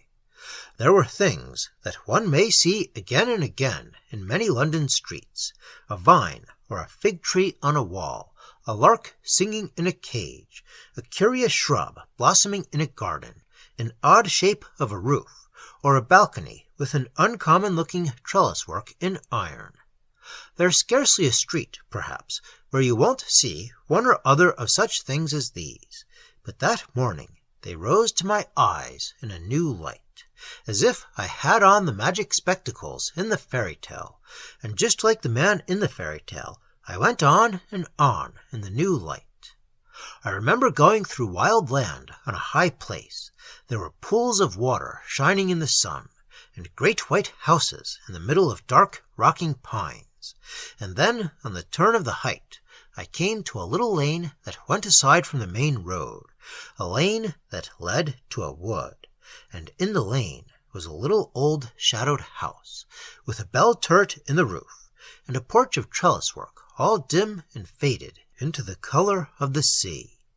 And in the garden there were growing tall white lilies, just as we saw that day we went to look at the old pictures. They were shining like silver, and they filled the air with their sweet scent. It was from near that house I saw the valley and high places far away in the sun. So, as I say, I went on and on, by woods and fields, till I came to a little town on the top of a hill, a town full of old houses, bowing to the ground beneath their years, and the morning was so still that the blue smoke rose up straight into the sky from all the rooftops, so still that I heard far down in the valley the song of a boy who was singing an old song through the streets as he went to school. And as I passed through the awakening town, beneath the old grave houses, the church bells began to ring. It was soon after I had left this town behind me that I found the strange road. I saw it branching off from the dusty high road, and it looked so green that I turned aside into it, and soon I felt as if I had really come into a new country. I don't know whether it was one of the roads the old Romans made that my father used to tell me about, but it was covered with deep, soft turf, and the great tall hedges on either side looked as if they had not been touched for 100 years. They had grown so broad and high and wild that they met overhead, and I could only get glimpses here and there of the country through which I was passing, as one passes in a dream. The strange road led me on and on, up and down hill. Sometimes the rose bushes had grown so thick that I could scarcely make my way between them, and sometimes the road broadened out into a green, and in one valley a brook, spanned by an old wooden bridge, ran across it. I was tired, and I found a soft, shady place beneath an ash tree, where I must have slept for many hours, for when I woke up it was late in the afternoon. So I went on again, and at last the green road came out into the highway, and I looked up and saw another town on a high place with a great church in the middle of it, and when I went up to it there was a great organ sounding from within, and the choir was singing. There was a rapture in Darnell's voice as he spoke that made his story well nigh swell into a song, and he drew a long breath as the words ended, filled with the thought of that far-off summer day, when some enchantment had informed all common things, transmuting them into a great sacrament, causing earthly works to glow with the fire and the glory of the everlasting light. And some splendor of that light shone on the face of Mary as she sat still against the sweet gloom of the night, her dark hair making her face more radiant. She was silent for a little while, and then she spoke. "Oh, my dear, why have you waited so long to tell me these wonderful things? I think it is beautiful. Please go on." "I have always been afraid it was all nonsense," said Darnell, "and I don't know how to explain what I feel. I didn't think I could say so much as I have tonight." "And did you find it the same day after day?" "All through the tour? Yes, I think every journey was a success. Of course, I didn't go so far afield every day. I was too tired. Often I rested all day long, and went out in the evening, after the lamps were lit, and then only for a mile or two. I would roam about old dim squares, and hear the wind from the hills whispering in the streets, and when I knew I was within call of some great glittering street, I was sunk in the silence of ways where I was almost the only passenger, and the lamps were so few and faint that they seemed to give out shadows instead of light, and I would walk slowly to and fro, perhaps for an hour at a time, in such dark streets, and all the time I felt what I told you about its being my secret, that the shadow and the dim lights and the cool of the evening and trees that were like dark low clouds were all mine, and mine alone, that I was living in a world that nobody else knew of, into which no one could enter. I remembered one night I had gone farther. It was somewhere in the far west, where there are orchards and gardens and great broad lawns that slope down to trees by the river. A great red moon rose that night through the mists of sunset, and thin filmy clouds, and I wandered by a road that passed through the orchards till I came to a little hill, with the moon showing above it, glowing like a great rose. Then I saw figures pass between me and the moon, one by one, in a long line, each bent double, with great packs upon their shoulders. One of them was singing, and then, in the middle of the song, I heard a horrible shrill laugh, in the thin cracked voice of a very old woman, and they disappeared into the shadow of the trees. I suppose they were people going to work, or coming from work, in the gardens, but how like it was to a nightmare. I can't tell you about Hampton. I should never finish talking. I was there one evening, not long before they closed the gates, and there were very few people about. But the grey-red, silent, echoing courts, and the flowers falling into dreamland as the night came on, and the dark yews and shadowy-looking statues, and the far, still stretches of water beneath the avenues, and all melting into a blue mist, all being hidden from one's eyes, slowly, surely, as if veils were dropped, one by one, on a great ceremony. Oh, my dear, what could it mean? Far away, across the river, I heard a soft bell ring 3 times, and 3 times, and again 3 times, and I turned away, and my eyes were full of tears. I didn't know what it was when I came to it. I only found out afterwards that it must have been Hampton Court. One of the men in the office told me he had taken an ABC girl there, and they had great fun.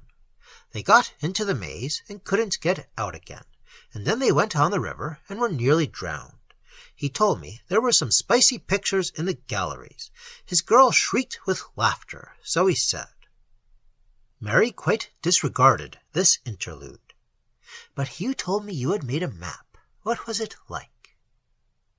"I'll show it you some day, if you want to see it. I marked down all the places I'd gone to, and made signs, things like queer letters, to remind me of what I had seen. Nobody but myself could understand it. I wanted to draw pictures, but I never learnt how to draw, so when I tried, nothing was like what I wanted it to be. I tried to draw a picture of that town on the hill that I came to on the evening of the first day. I wanted to make a steep hill with houses on top and in the middle, but high above them the great church, all spires and pinnacles, and above it, in the air, a cup with rays coming from it. But it wasn't a success. I made a very strange sign for Hampton Court, and gave it a name that I made up out of my head." The Darnells avoided one another's eyes as they sat at breakfast the next morning. The air had lightened in the night, for rain had fallen at dawn, and there was a bright blue sky with vast white clouds rolling across it from the southwest, and a fresh and joyous wind blew in at the open window. The mists had vanished. And with the mists there seemed to have vanished also the sense of strange things that had possessed Mary and her husband the night before, and as they looked out into the clear light they could scarcely believe that the one had spoken and the other had listened a few hours before to histories very far removed from the usual current of their thoughts and of their lives. They glanced shyly at one another, and spoke of common things, of the question whether Alice would be corrupted by the insidious Mrs. Murray, or whether Mrs. Darnell would be able to persuade the girl that the old woman must be actuated by the worst motives. "And I think, if I were you," said Darnell as he went out, "I should step over to the stores and complain of their meat. That last piece of beef was very far from being up to the mark, full of sinew." Chapter 3. It might have been different in the evening, and Darnell had matured a plan by which he hoped to gain much. He intended to ask his wife if she would mind having only one gas, and that a good deal lowered, on the pretext that his eyes were tired with work. He thought many things might happen if the room were dimly lit, and the window opened, so that they could sit and watch the night, and listen to the rustling murmur of the tree on the lawn. But his plans were made in vain, for when he got to the garden gate, his wife, in tears, came forth to meet him. "Oh, Edward," she began, "such a dreadful thing has happened. I never liked him much, but I didn't think he would ever do such awful things." "What do you mean? Who are you talking about? What has happened? Is it Alice's young man?" No, but come in, dear. I can see that woman opposite watching us. She's always on the lookout." "Now, what is it?" said Darnell as they sat down to tea. "Tell me quick. You've quite frightened me." "I don't know how to begin or where to start. Aunt Marian has thought that there was something queer for weeks, and then she found, the long and short of it is that Uncle Robert has been carrying on dreadfully with some horrid girl, and Aunt has found out everything." "Lord, you don't say so! The old rascal! Why, he must be nearer 70 than 60. "He's just 65, and the money he has given her." The first shock of surprise over, Darnell turned resolutely to his mince. "We'll have it all out after tea," he said. "I am not going to have my meals spoilt by that old fool of a Nixon. Fill up my cup, will you, dear? Excellent mince, this," he went on calmly. "A little lemon juice and a bit of ham in it. I thought there was something extra. Alice all right today? That's good. I expect she's getting over all that nonsense." he went on calmly chattering in a manner that astonished Mrs. Darnell, who felt that by the fall of Uncle Robert the natural order had been inverted, and had scarcely touched food since the intelligence had arrived by the second post. She had started out to keep the appointment her aunt had made early in the morning, and had spent most of the day in a first-class waiting-room at Victoria Station, where she had heard all the story. "Now," said Darnell, when the table had been cleared, "tell us all about it. How long has it been going on?" Aunt thinks now, from little things she remembers, that it must have been going on for a year at least. She says that there has been a horrid kind of mystery about Uncle's behavior for a long time, and her nerves were quite shaken, as she thought he must be involved with anarchists, or something dreadful of the sort. "What on earth made her think that?"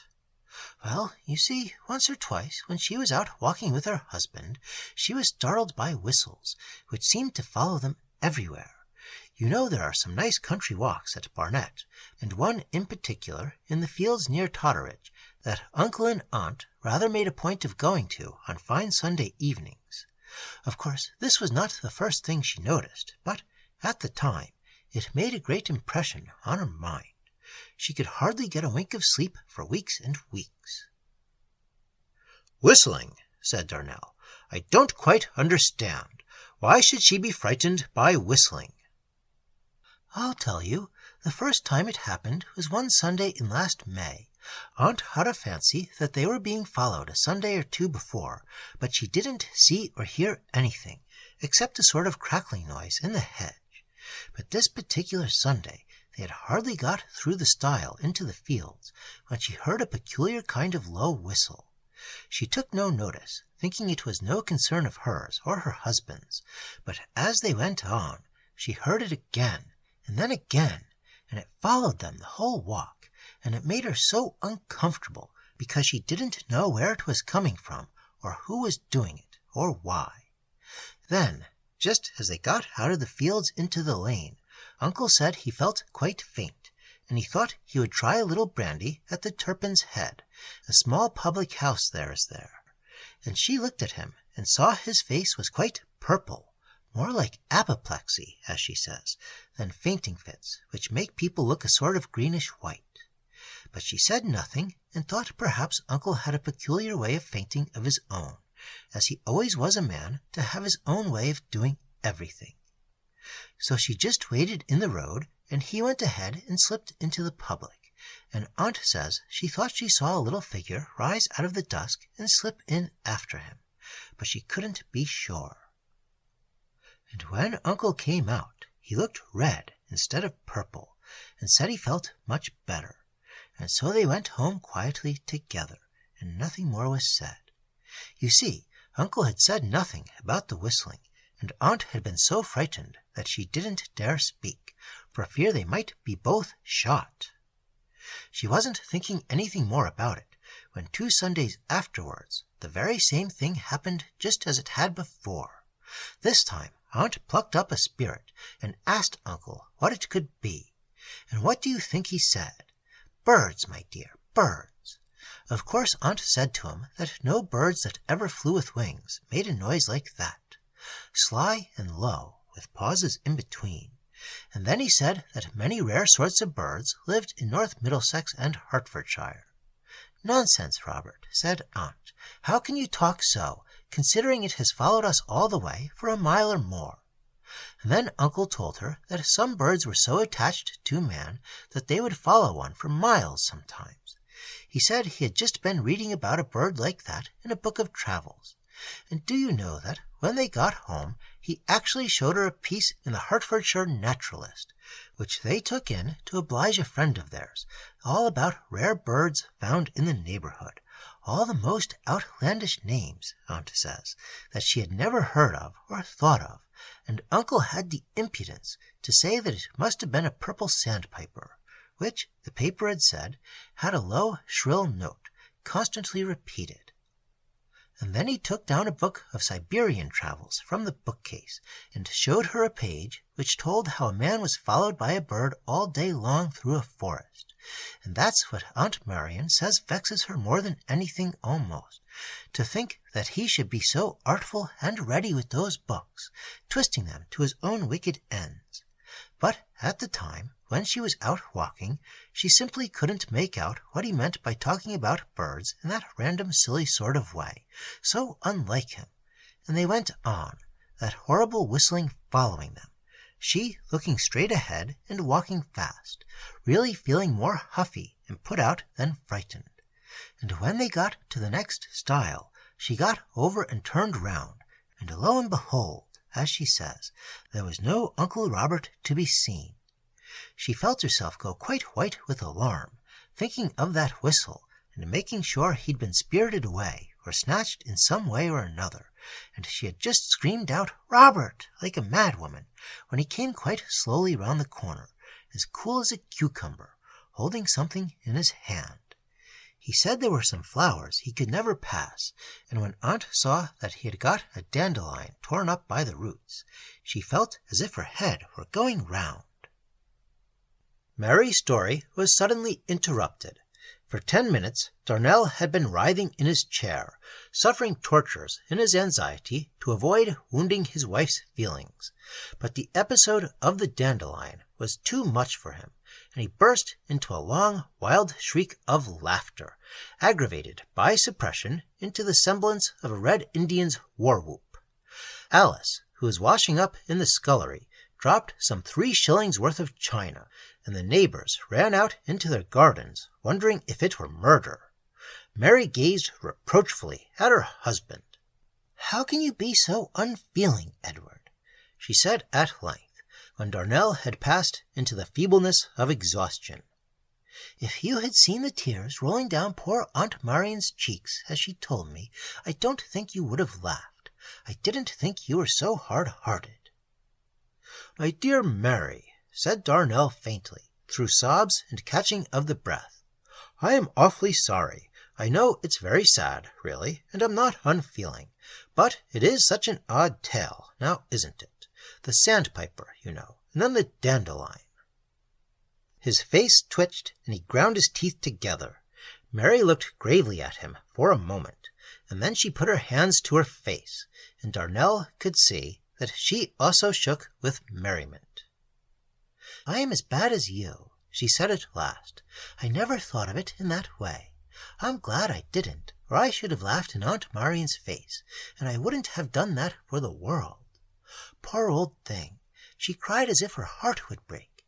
I met her at Victoria, as she asked me, and we had some soup at a confectioner's. I could scarcely touch it. Her tears kept dropping into the plate all the time. And then we went to the waiting-room at the station, and she cried there terribly." "Well," said Darnell, "what happened next? I won't laugh any more." "No, we mustn't. It's much too horrible for a joke.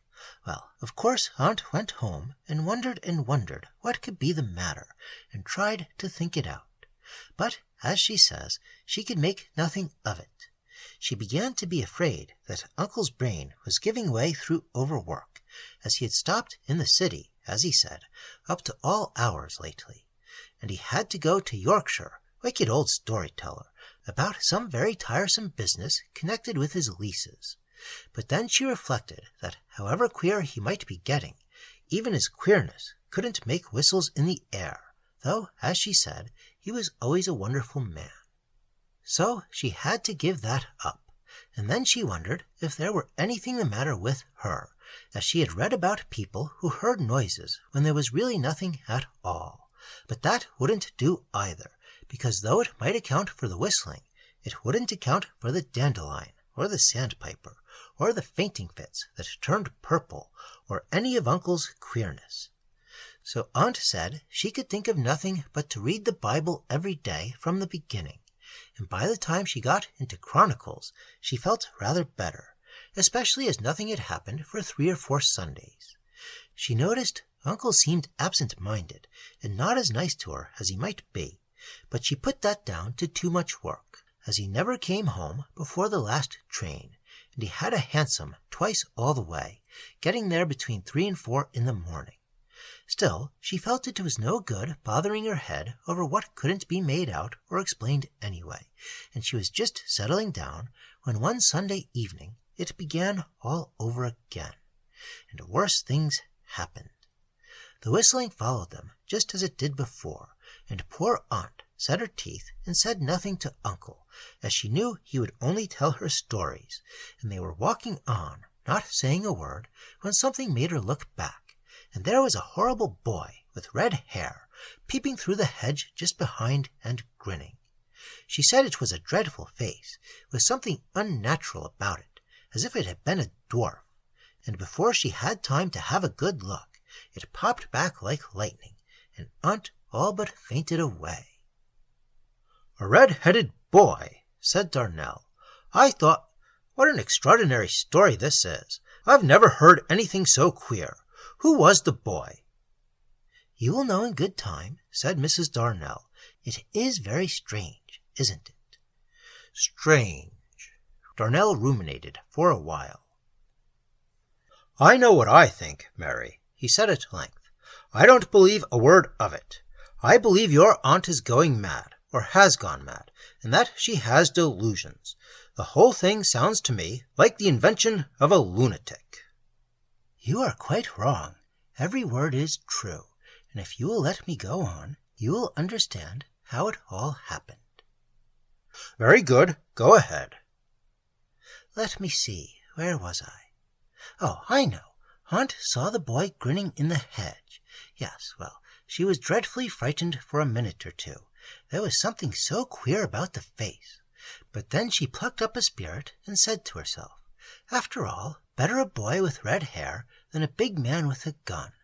And she made up her mind to watch Uncle Robert closely, as she could see by his look he knew all about it. He seemed as if he were thinking hard and puzzling over something, as if he didn't know what to do next, and his mouth kept opening and shutting like a fish's. So she kept her face straight and didn't say a word, and when he said something to her about the fine sunset, she took no notice. "Don't you hear what I say, Marion?" he said, speaking quite crossly, and bellowing as if it were to somebody in the next field. So Aunt said she was very sorry, but her cold made her so deaf she couldn't hear much. She noticed Uncle look quite pleased, and relieved too, and she knew he thought she hadn't heard the whistling. Suddenly Uncle pretended to see a beautiful spray of honeysuckle high up in the hedge, and he said he must get it for Aunt, only she must go on ahead, as it made him nervous to be watched. She said she would, but she just stepped aside behind a bush where there was a sort of cover in the hedge, and found she could see him quite well, though she scratched her face terribly with poking it into a rose bush.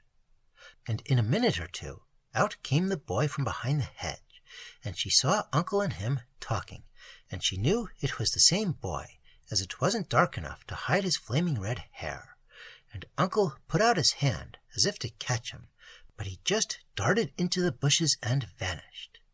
Aunt never said a word at the time, but that night when they got home, she charged Uncle with what she'd seen and asked him what it all meant. He was quite taken aback at first, and stammered and stuttered, and said a spy wasn't his notion of a good wife, but at last he made her swear secrecy, and told her that he was a very high Freemason, and that the boy was an emissary of the order, who brought him messages of the greatest importance. But Aunt didn't believe a word of it, as an uncle of hers was a Mason, and he never behaved like that. It was then she began to be afraid that it was really anarchists, or something of the kind, and every time the bell rang she thought that Uncle had been found out, and the police had come for him. "What nonsense! As if a man with house property would be an anarchist." Well, she could see there must be some horrible secret, and she didn't know what else to think.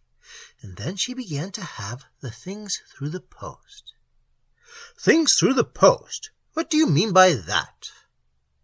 "All sorts of things. Bits of broken bottle glass, packed carefully as if it were jewelry.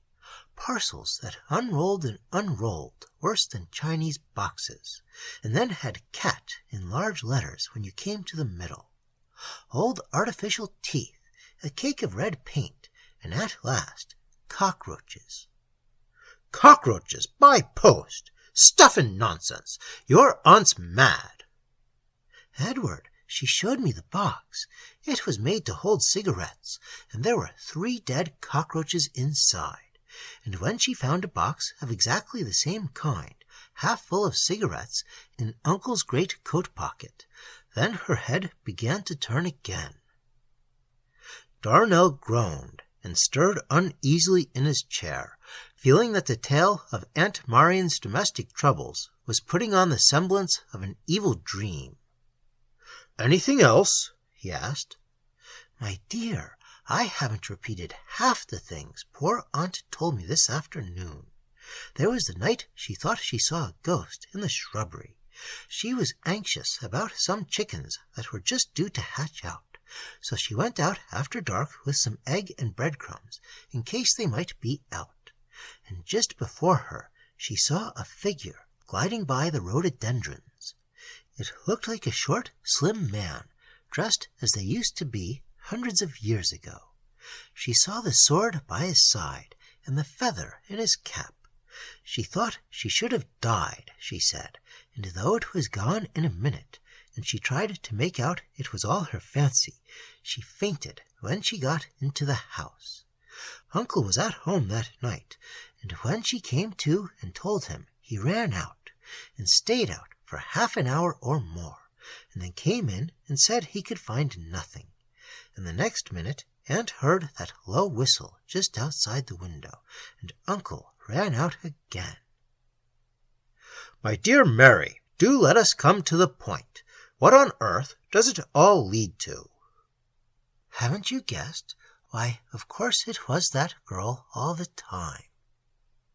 "Girl? I thought you said it was a boy with a red head." "Don't you see? She's an actress, and she dressed up. She won't leave Uncle alone. It wasn't enough that he was with her nearly every evening in the week, but she must be after him on Sundays too. Aunt found a letter the horrid thing had written, and so it has all come out. Enid Vivian, she calls herself, though I don't suppose she has any right to one name or the other. And the question is, what is to be done?" "Let us talk of that again. I'll have a pipe, and then we'll go to bed." They were almost asleep when Mary said suddenly, "Doesn't it seem queer, Edward? Last night you were telling me such beautiful things, and tonight I have been talking about that disgraceful old man and his goings-on." "I don't know," answered Darnell dreamily. "On the walls of that great church upon the hill I saw all kinds of strange grinning monsters carved in stone." The misdemeanors of Mr. Robert Nixon brought in their train consequences strange beyond imagination. It was not that they continued to develop on the somewhat fantastic lines of these first adventures which Mrs. Darnell had related. Indeed, when Aunt Marian came over to Shepherd's Bush one Sunday afternoon, Darnell wondered how he had had the heart to laugh at the misfortunes of a broken-hearted woman.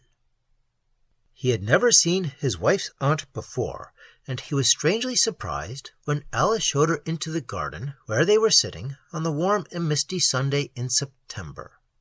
To him, save during these latter days, she had always been associated with ideas of splendor and success. His wife had always mentioned the Nixons with a tinge of reverence. He had heard, many times, the epic of Mr. Nixon's struggles and of his slow but triumphant rise. Mary had told the story as she had received it from her parents, beginning with the flight to London from some small, dull, and unprosperous town in the flattest of the Midlands, long ago, when a young man from the country had great chances of fortune. Robert Nixon's father had been a grocer in the High Street, and in after days the successful coal merchant and builder loved to tell of that dull provincial life. And while he glorified his own victories, he gave his hearers to understand that he came of a race which had also known how to achieve. That had been long ago, he would explain, in the days when that rare citizen who desired to go to London or to York was forced to rise in the dead of night and make his way somehow or other by 10 miles of quagmirish wandering lanes to the Great North Road, there to meet the lightning coach, a vehicle which stood to all the countryside as the visible and tangible embodiment of tremendous speed. And indeed, as Nixon would add, it was always up to time, which is more than can be said of the Dunham branch line nowadays. It was in this ancient Dunham that the Nixons had waged successful trade for perhaps 100 years, in a shop with bulging bay windows looking on the marketplace.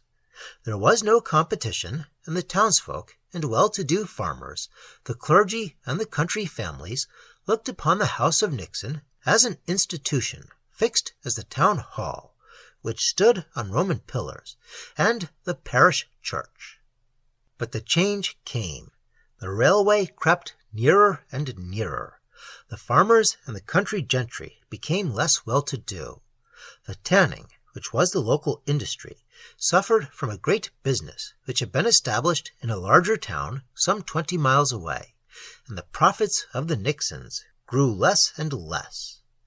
Hence the hegira of Robert, and he would dilate on the poorness of his beginnings, how he saved, by little and little, from his sorry wage of city clerk, and how he and a fellow clerk, who had come into £100, saw an opening in the coal trade, and filled it. It was at this stage of Robert's fortunes, still far from magnificent, that Miss Marion Reynolds had encountered him, she being on a visit to friends in Gunnersbury. Afterwards, victory followed victory. Nixon's wharf became a landmark to bargemen. His power stretched abroad. His dusky fleets went outwards to the sea, and inward by all the far reaches of canals. Lime, cement, and bricks were added to his merchandise, and at last he hit upon the great stroke, that extensive taking up of land in the north of London. Nixon himself ascribed this coup to native sagacity and the possession of capital, and there were also obscure rumors to the effect that someone or other had been done in the course of the transaction. However that might be, the Nixons grew wealthy to excess, and Mary had often told her husband in the state in which they dwelt of their liveried servants, of the glories of their drawing-room, of their broad lawn, shadowed by a splendid and ancient cedar. And so Darnell had somehow been led into conceiving the lady of this domain as a personage of no small pomp. He saw her, tall, of dignified port and presence, inclining, it might be, to some measure of obesity, such a measure as was not unbefitting in an elderly lady of position, who lived well and lived at ease. He even imagined a slight ruddiness of complexion, which went very well with hair that was beginning to turn grey, and when he heard the door-bell ring, as he sat under the mulberry on the Sunday afternoon, he bent forward to catch sight of this stately figure, clad, of course, in the richest, blackest silk, girt about with heavy chains of gold. He started with amazement when he saw the strange presence that followed the servant into the garden. Mrs. Nixon was a little, thin old woman, who bent as she feebly trotted after Alice. Her eyes were on the ground, and she did not lift them when the Darnells rose to greet her. She glanced to the right, uneasily, as she shook hands with Darnell, and to the left when Mary kissed her, and when she was placed on the garden seat with a cushion at her back, she looked away at the back of the houses in the next street. She was dressed in black, it was true, but even Darnell could see that her gown was old and shabby, that the fur trimming of her cape and the fur boa that was twisted about her neck were dingy and disconsolate, and had all the melancholy air which furs wear when it is seen in a second-hand clothes shop in a back street. And her gloves, they were black kid, wrinkled with much wear, faded to a bluish hue at the fingertips, which showed signs of painful mending. Her hair, plastered over her forehead, looked dull and colourless, though some greasy matter had evidently been used with a view of producing a becoming gloss, and on it perched an antique bonnet, adorned with black pendants that rattled paralytically one against the other. And there was nothing in Mrs. Nixon's face to correspond with the imaginary picture that Darnell had made of her. She was sallow, wrinkled, pinched. Her nose ran to a sharp point, and her red-rimmed eyes were a queer water-grey that seemed to shrink alike from the light and from encounter with the eyes of others. As she sat beside his wife on the green garden seat, Darnell, who occupied a wicker chair brought out from the drawing-room, could not help feeling that this shadowy and evasive figure, muttering replies to Mary's polite questions, was almost impossibly remote from his conceptions of the rich and powerful aunt who could give away £100 as a mere birthday gift. She would say little at first. Yes, she was feeling rather tired. It had been so hot all the way, and she had been afraid to put on lighter things, as one never knew at this time of year what it might be like in the evenings. There were apt to be cold mists when the sun went down, and she didn't care to risk bronchitis. "I thought I should never get here," she went on, raising her voice to an odd, querulous pipe. "I'd no notion it was such an out-of-the-way place. It's so many years since I was in this neighbourhood." She wiped her eyes, no doubt thinking of the early days at Turnham Green, when she married Nixon, and when the pocket-handkerchief had done its office, she replaced it in a shabby black bag, which she clutched rather than carried.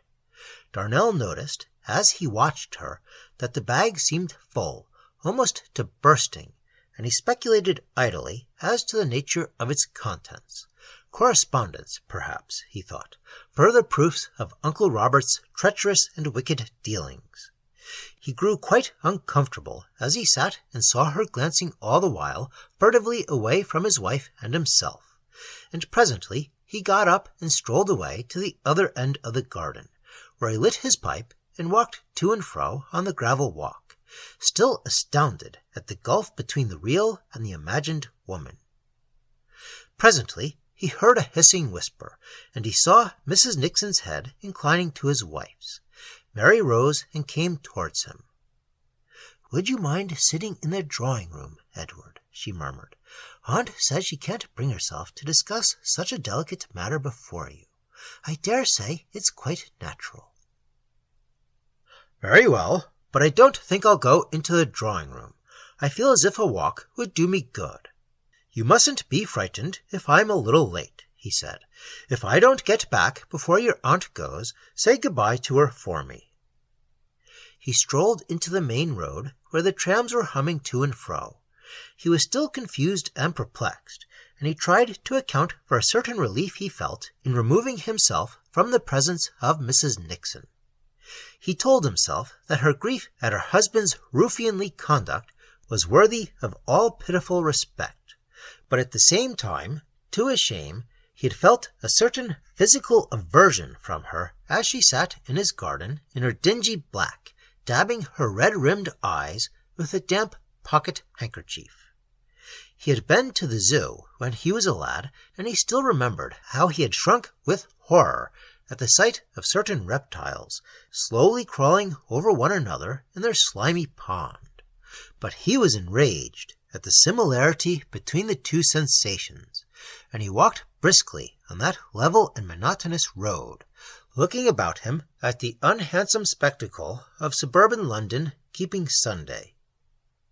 There was something in the tinge of antiquity which still exists in Acton that soothed his mind and drew it away from those unpleasant contemplations, and when at last he had penetrated rampart after rampart of brick, and heard no more the harsh shrieks and laughter of the people who were enjoying themselves, he found a way into a little sheltered field, and sat down in peace beneath a tree, whence he could look out on a pleasant valley. The sun sank down beneath the hills, the clouds changed into the likeness of blossoming rose gardens, and he still sat there in the gathering darkness till a cool breeze blew upon him, and he rose with a sigh and turned back to the brick ramparts and the glimmering streets and the noisy idlers sauntering to and fro in the procession of their dismal festival. But he was murmuring to himself some words that seemed a magic song, and it was with uplifted heart that he let himself into his house. Mrs. Nixon had gone an hour and a half before his return, Mary told him. Darnell sighed with relief, and he and his wife strolled out into the garden and sat down side by side. They kept silence for a long time, and at last Mary spoke, not without a nervous tremor in her voice. "I must tell you, Edward," she began, "that Aunt has made a proposal which you ought to hear. I think we should consider it." "A proposal? But how about the whole affair? Is it still going on?" "Oh, yes. She told me all about it. Uncle is quite unrepentant. It seems he has taken a flat somewhere in town for that woman, and furnished it in the most costly manner. He simply laughs at Aunt's reproaches, and says he means to have some fun at last. You saw how broken she was." "Yes, very sad. But won't he give her any money? Wasn't she very badly dressed for a woman in her position?" "Aunt has no end of beautiful things, but I fancy she likes to hoard them. She has a horror of spoiling her dresses. It isn't for want of money, I assure you, as Uncle settled a very large sum on her 2 years ago, when he was everything that could be desired as a husband. And that brings me to what I want to say. Aunt would like to live with us. She would pay very liberally. What do you say?" "Would like to live with us?" exclaimed Darnell, and his pipe dropped from his hand onto the grass. He was stupefied by the thought of Aunt Marian as a boarder, and sat staring vacantly before him, wondering what new monster the night would produce next. "I knew you wouldn't much like the idea," his wife went on, "but I do think, dearest, that we ought not to refuse without very serious consideration. I am afraid you did not take to poor Aunt very much." Darnell shook his head dumbly. "I thought you didn't. She was so upset, poor thing, and you didn't see her at her best. She is really so good. But listen to me, dear. Do you think we have the right to refuse her offer? I told you she has money of her own, and I am sure she would be dreadfully offended if we said we wouldn't have her. And what would become of me if anything happened to you? You know we have very little saved." Darnell groaned. "It seems to me," he said, "that it would spoil everything. We are so happy, Mary dear, by ourselves. Of course I am extremely sorry for your aunt. I think she is very much to be pitied. But when it comes to having her always here—" "I know, dear. Don't think I am looking forward to the prospect. You know I don't want anybody but you. Still, we ought to think of the future, and besides, we shall be able to live so very much better. I shall be able to give you all sorts of nice things that I know you ought to have after all that hard work in the city. Our income would be doubled." "Do you mean she could pay us £150 a year?" "Certainly. And she would pay for the spare room being furnished, and any extra she might want. She told me specially that if a friend or two came now and again to see her, she would gladly bear the cost of a fire in the drawing-room, and give something towards the gas bill, with a few shillings for the girl for any additional trouble. We should certainly be more than twice as well off as we are now. You see, Edward dear, it's not the sort of offer we are likely to have again. Besides, we must think of the future, as I said. Do you know, Aunt took a great fancy to you." He shuddered and said nothing, and his wife went on with her argument. "And, you see, it isn't as if we should see so very much of her. She will have her breakfast in bed, and she told me she would often go up to her room in the evening directly after dinner. I thought that very nice and considerate. She quite understands that we shouldn't like to have a third person always with us. Don't you think, Edward, that, considering everything, we ought to say we will have her?" "Oh, I suppose so," he groaned.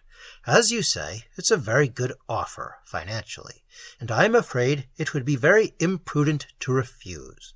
But I don't like the notion, I confess." "I am so glad you agree with me, dear. Depend on it, it won't be half so bad as you think. And putting our own advantage on one side, we shall really be doing poor aunt a very great kindness.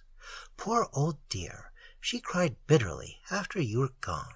She said she had made up her mind not to stay any longer in Uncle Robert's house, and she didn't know where to go, or what would become of her if we refused to take her in. She quite broke down."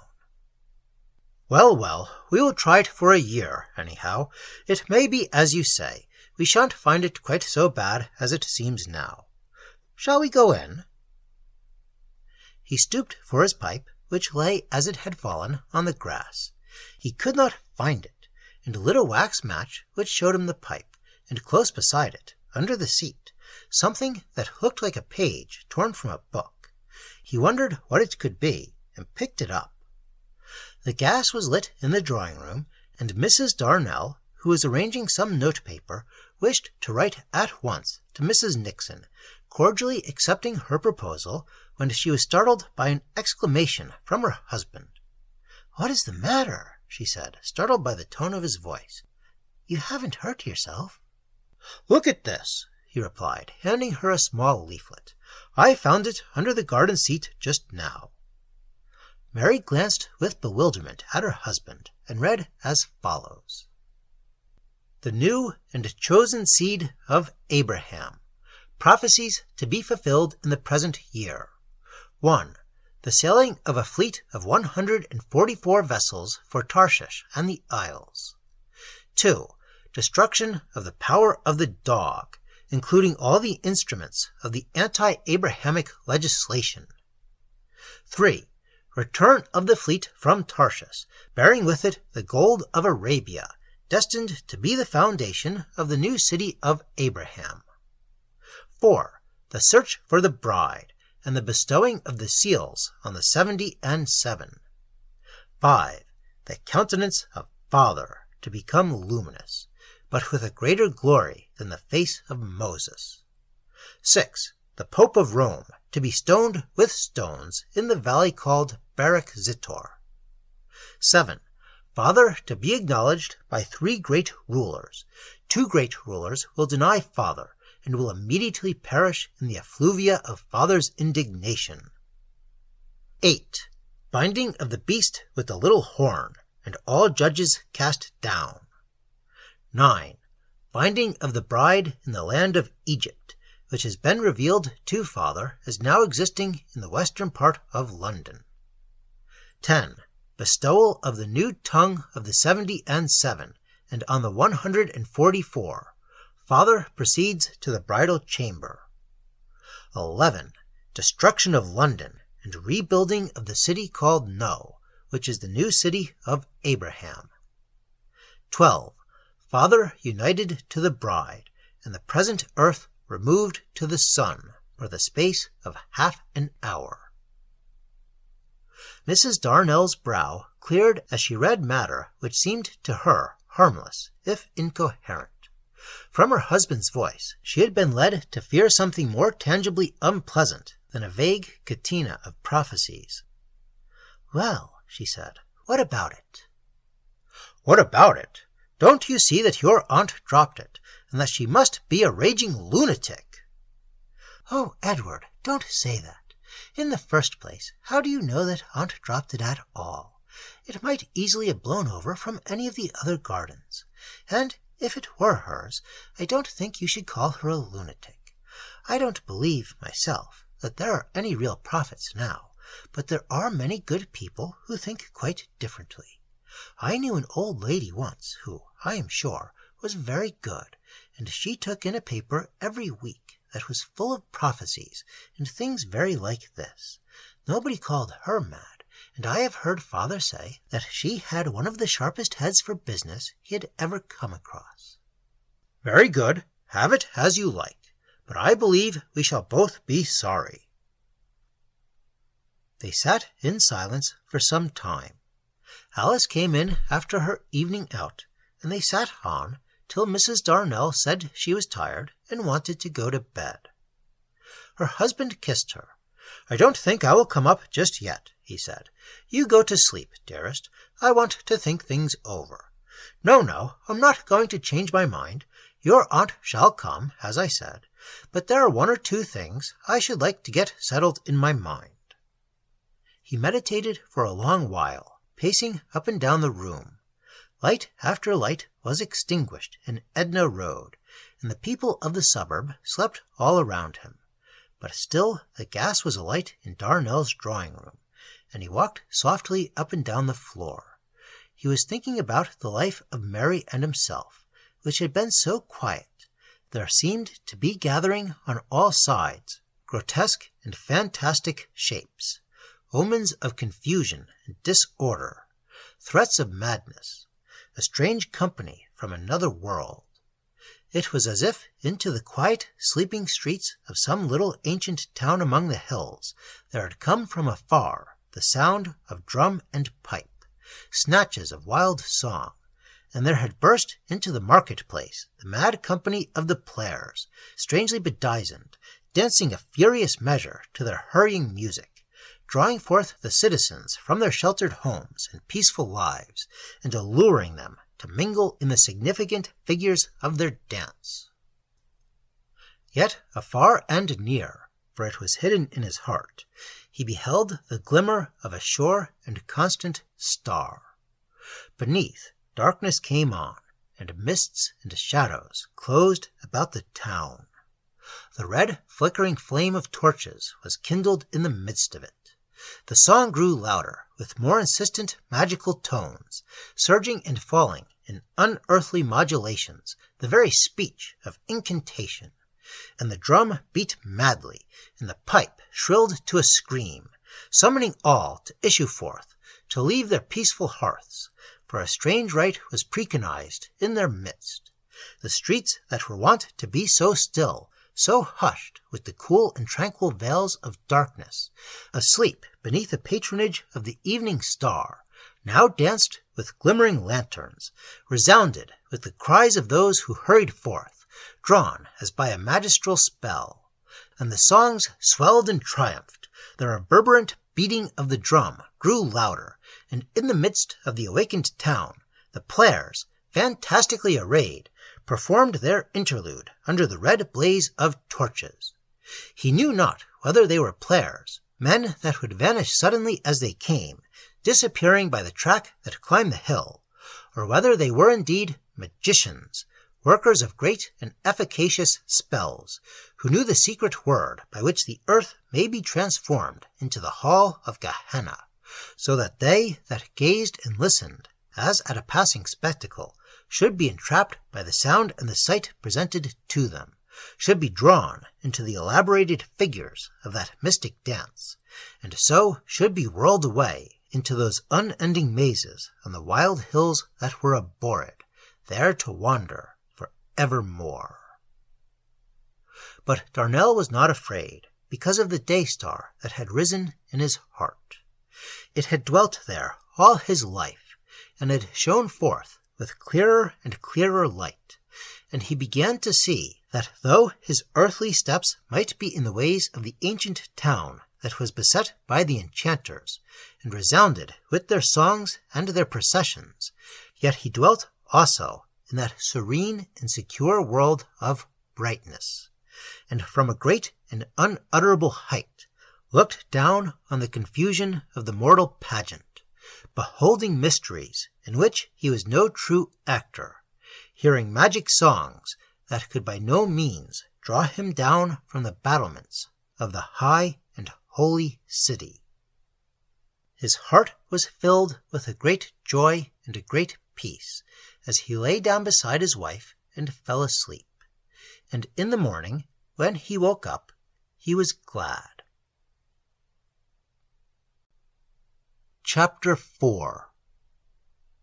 In a haze as of a dream, Darnell's thoughts seemed to move through the opening days of the next week. Perhaps nature had not intended that he should be practical or much given to that which is usually called sound common sense, but his training had made him desirous of good plain qualities of the mind, and he uneasily strove to account to himself for his strange mood of the Sunday night, as he had often endeavored to interpret the fancies of his boyhood and early manhood. At first he was annoyed by his want of success. The morning paper, which he always secured as the bus delayed at Uxbridge Road Station, fell from his hands unread, while he vainly reasoned, assuring himself that the threatened incursion of a whimsical old woman, though tiresome enough, was no rational excuse for those curious hours of meditation in which his thoughts seemed to have dressed themselves in unfamiliar, fantastic habits, and to parley with him in a strange speech, and yet a speech that he understood. With such arguments, he perplexed his mind on the long, accustomed ride up the steep ascent of Holland Park, past the incongruous hustle of Notting Hill Gate, where in one direction a road shows the way to the snug, somewhat faded bowers and retreats of Bayswater, and in another one sees the portal of the murky region of the slums. The customary companions of his morning's journey were in the seats about him. He heard the hum of their talk as they disputed concerning politics, and the man next to him, who came from Acton, asked him what he thought of the government now. There was a discussion, and a loud and excited one, just in front, as to whether rhubarb was a fruit or vegetable, and in his ear he heard Redman, who was a near neighbor, praising the economy of the wife. "I don't know how she does it. Look here, what do you think we had yesterday? Breakfast, fish cakes, beautifully fried. Rich, you know, lots of herbs. It's a receipt of her aunt's. You should just taste 'em. Coffee, bread, butter, marmalade, and of course all the usual et ceteras. Dinner, roast beef, Yorkshire, potatoes, greens, and horseradish sauce, plum tart, cheese. And where will you get a better dinner than that? Well, I call it wonderful. I really do." But in spite of these distractions, he fell into a dream as the bus rolled and tossed on its way citywards, and he strove to solve the enigma of his vigil of the night before, and as the shapes of trees and green lawns and houses passed before his eyes, and as he saw the procession moving on the pavement, and while the murmur of the streets sounded in his ears, all was to him strange and unaccustomed, as if he moved through the avenues of some city in a foreign land. It was, perhaps, on these mornings, as he rode to his mechanical work, that vague and floating fancies that must have long haunted his brain began to shape themselves, and to put on the form of definite conclusions, from which he could no longer escape, even if he had wished it. Darnell had received what is called a sound commercial education, and would therefore have found very great difficulty in putting into articulate speech any thought that was worth thinking. But he grew certain on these mornings that the common sense, which he had always heard exalted as man's supremest faculty, was, in all probability, the smallest and least considered item in the equipment of an ant of average intelligence. And with this, as an almost necessary corollary, came a firm belief that the whole fabric of life in which he moved was sunken past all thinking in the grossest absurdity, that he and all his friends and acquaintances and fellow workers were interested in matters in which men were never meant to be interested, were pursuing aims which they were never meant to pursue, were, indeed, much like fair stones of an altar serving as a pigsty wall. Life, it seemed to him, was a great search for he knew not what, and in the process of the ages, one by one, the true marks upon the ways had been shattered or buried, or the meaning of the words had been slowly forgotten. One by one, the signs had been turned awry. The true entrances had been thickly overgrown. The very way itself had been diverted from the heights to the depths, till at last the race of pilgrims had become hereditary stone-breakers and ditch-scourers on a track that led to destruction, if it led anywhere at all. Darnell's heart thrilled with a strange and trembling joy, with a sense that was all new, when it came to his mind that this great loss might not be a hopeless one, that perhaps the difficulties were by no means insuperable. It might be, he considered, that the stonebreaker had merely to throw down his hammer and set out, and the way would be plain before him, and a single step would free the delver in rubbish from the foul slime of the ditch. It was, of course, with difficulty and slowly that these things became clear to him. He was an English city clerk, flourishing towards the end of the 19th century, and the rubbish heap that had been accumulating for some centuries could not be cleared away in an instant. Again and again the spirit of nonsense that had been implanted in him, as in his fellows, assured him that the true world was the visible and tangible one, the world in which good and faithful letter copying was exchangeable for a certain quantum of bread, beef, and house-room, and that the man who copied letters well, did not beat his wife, nor lose money foolishly, was a good man, fulfilling the end for which he had been made. But in spite of these arguments, in spite of their acceptance by all who were about him, he had the grace to perceive the utter falsity and absurdity of the whole position. He was fortunate in his entire ignorance of sixpenny science, but if the whole library had been projected into his brain, it would not have moved him to deny in the darkness that which he had known in the light. Darnell knew by experience that man is made a mystery for mysteries and visions, for the realization in his consciousness of ineffable bliss, for a great joy that transmutes the whole world, for a joy that surpasses all joys and overcomes all sorrows. He knew this certainly, though he knew it dimly, and he was apart from other men, preparing himself for a great experiment. With such thoughts as these for his secret and concealed treasure, he was able to bear the threatened invasion of Mrs. Nixon with something approaching indifference. He knew, indeed, that her presence between his wife and himself would be unwelcome to him, and he was not without grave doubts as to the woman's sanity. But, after all, what did it matter? Besides, already a faint glimmering light had risen within him that showed the profit of self-negation, and in this matter he had preferred his wife's will to his own, et non sua pomme. To his astonishment, he found a delight in denying himself his own wish, a process that he had always regarded as thoroughly detestable. This was a state of things which he could not in the least understand. But, again, though a member of a most hopeless class, living in the most hopeless surroundings that the world has ever seen, though he knew as much of the ascesis as of Chinese metaphysics, again he had the grace not to deny the light that had begun to glimmer in his soul. And he found a present reward in the eyes of Mary, when she welcomed him home after his foolish labors in the cool of the evening. They sat together, hand in hand, under the mulberry tree at the coming of the dusk, and as the ugly walls about them became obscure and vanished into the formless world of shadows, they seemed to be freed from the bondage of shepherd's bush, freed to wander in that undisfigured, undefiled world that lies beyond the walls.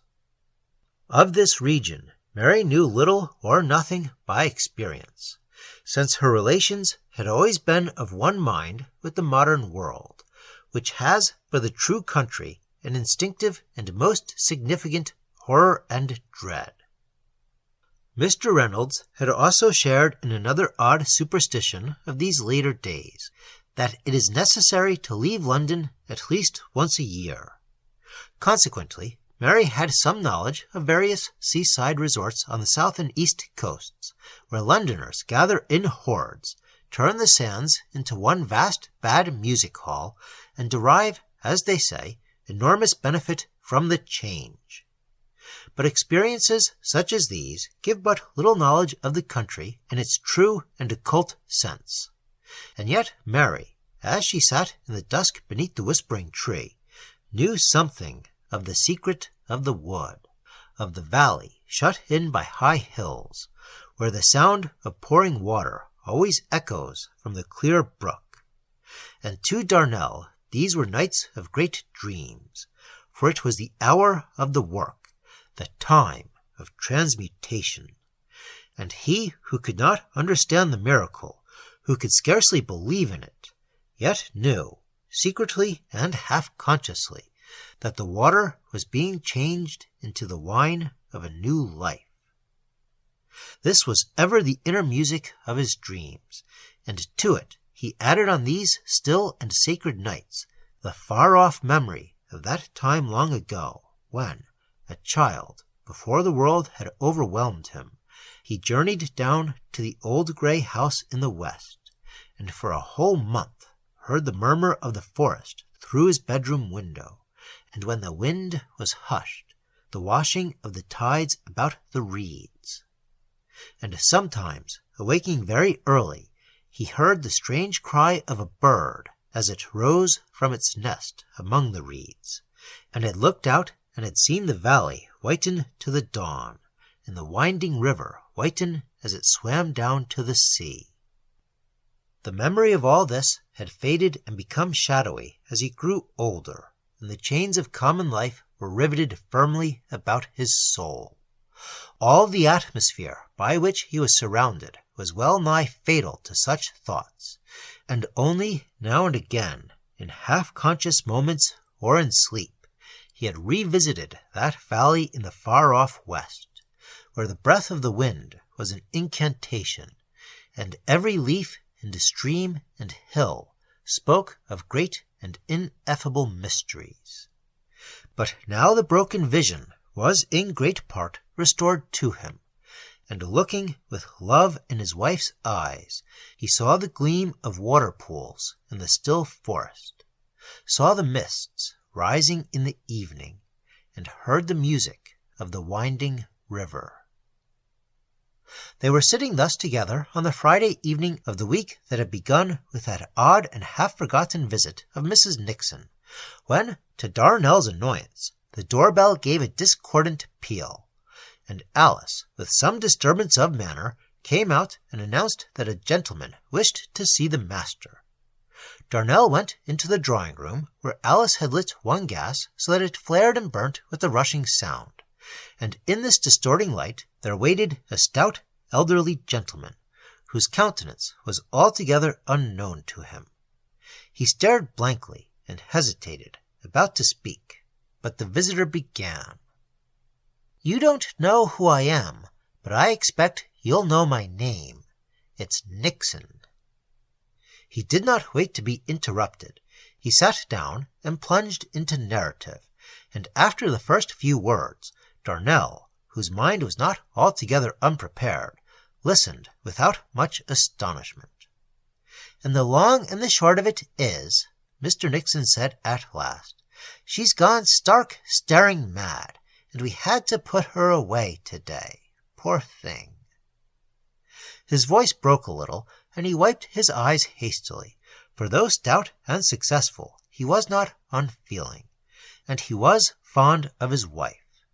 He had spoken quickly and had gone lightly over many details which might have interested specialists in certain kinds of mania, and Darnell was sorry for his evident distress. "I came here," he went on after a brief pause, "because I found out she had been to see you last Sunday, and I knew the sort of story she must have told." Darnell showed him the prophetic leaflet which Mrs. Nixon had dropped in the garden. "Did you know about this?" he said. "Oh, him," said the old man, with some approach to cheerfulness. "Oh, yes, I thrashed him black and blue the day before yesterday." "Isn't he mad? Who is the man?" "He's not mad, he's bad. He's a little Welsh skunk named Richards. He's been running some sort of chapel over at New Barnet for the last few years, and my poor wife, she could never find the parish church good enough for her, had been going to his damned schism shop for the last 12 months. It was all that finished her off. Yes, I thrashed him the day before yesterday, and I'm not afraid of a summons either. I know him, and he knows I know him." Old Nixon whispered something in Darnell's ear and chuckled faintly as he repeated for the third time his formula. "I thrashed him black and blue the day before yesterday." Darnell could only murmur his condolences and express his hope that Mrs. Nixon might recover. The old man shook his head. "I'm afraid there is no hope of that," he said. "I've had the best advice, but they couldn't do anything, and told me so." Presently he asked to see his niece, and Darnell went out and prepared Mary as well as he could. She could scarcely take in the news that her aunt was a hopeless maniac, for Mrs. Nixon, having been extremely stupid all her days, had naturally succeeded in passing with her relations as typically sensible. With the Reynolds family, as with the great majority of us, want of imagination is always equated with sanity, and though many of us have never heard of Lombroso, we are his ready-made converts.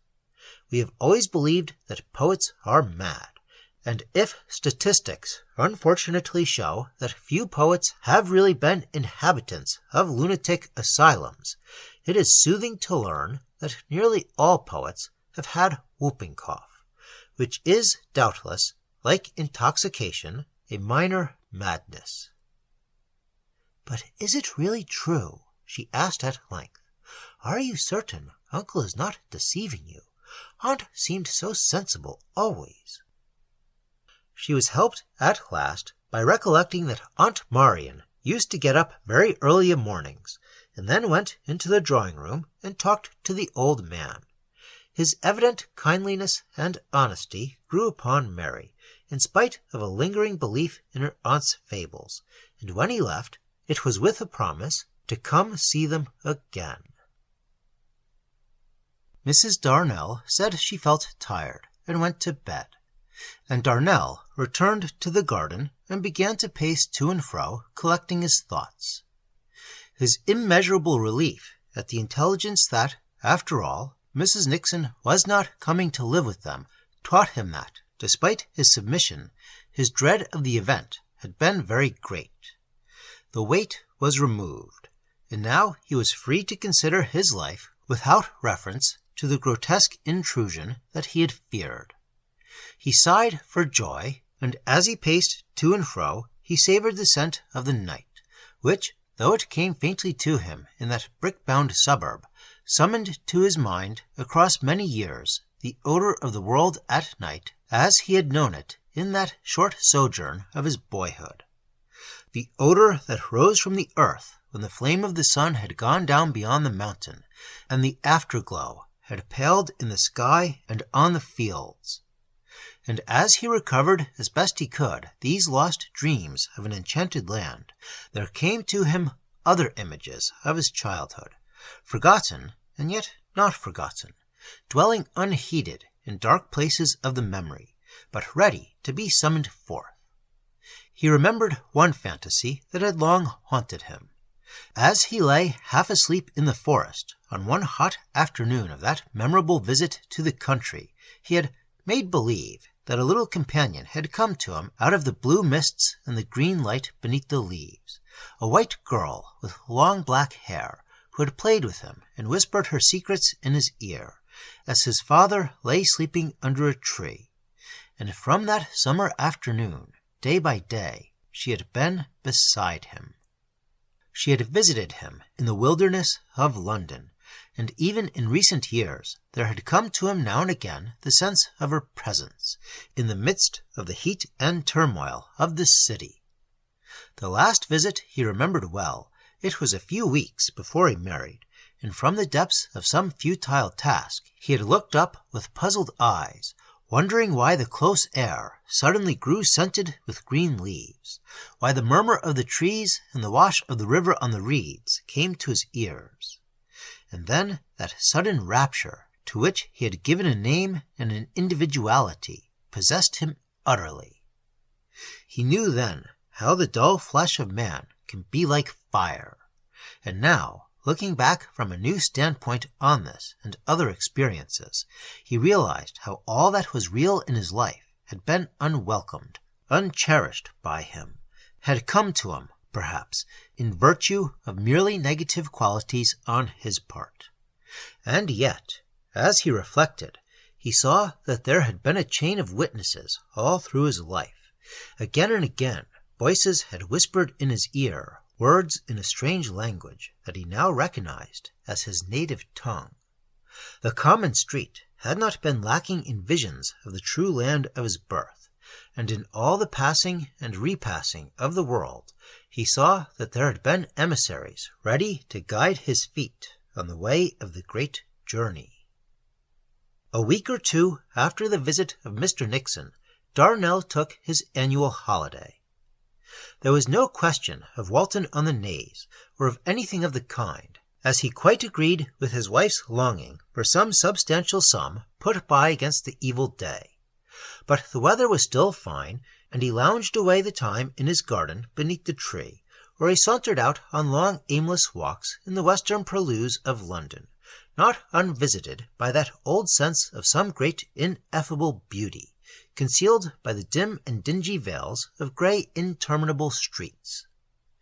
Once, on a day of heavy rain, he went to the box-room, and began to turn over the papers in the old hair trunk, scraps and odds and ends of family history, some of them in his father's handwriting, others in faded ink, and there were a few ancient pocket-books, filled with manuscript of a still earlier time, and in these the ink was glossier and blacker than any writing fluids supplied by stationers of later days.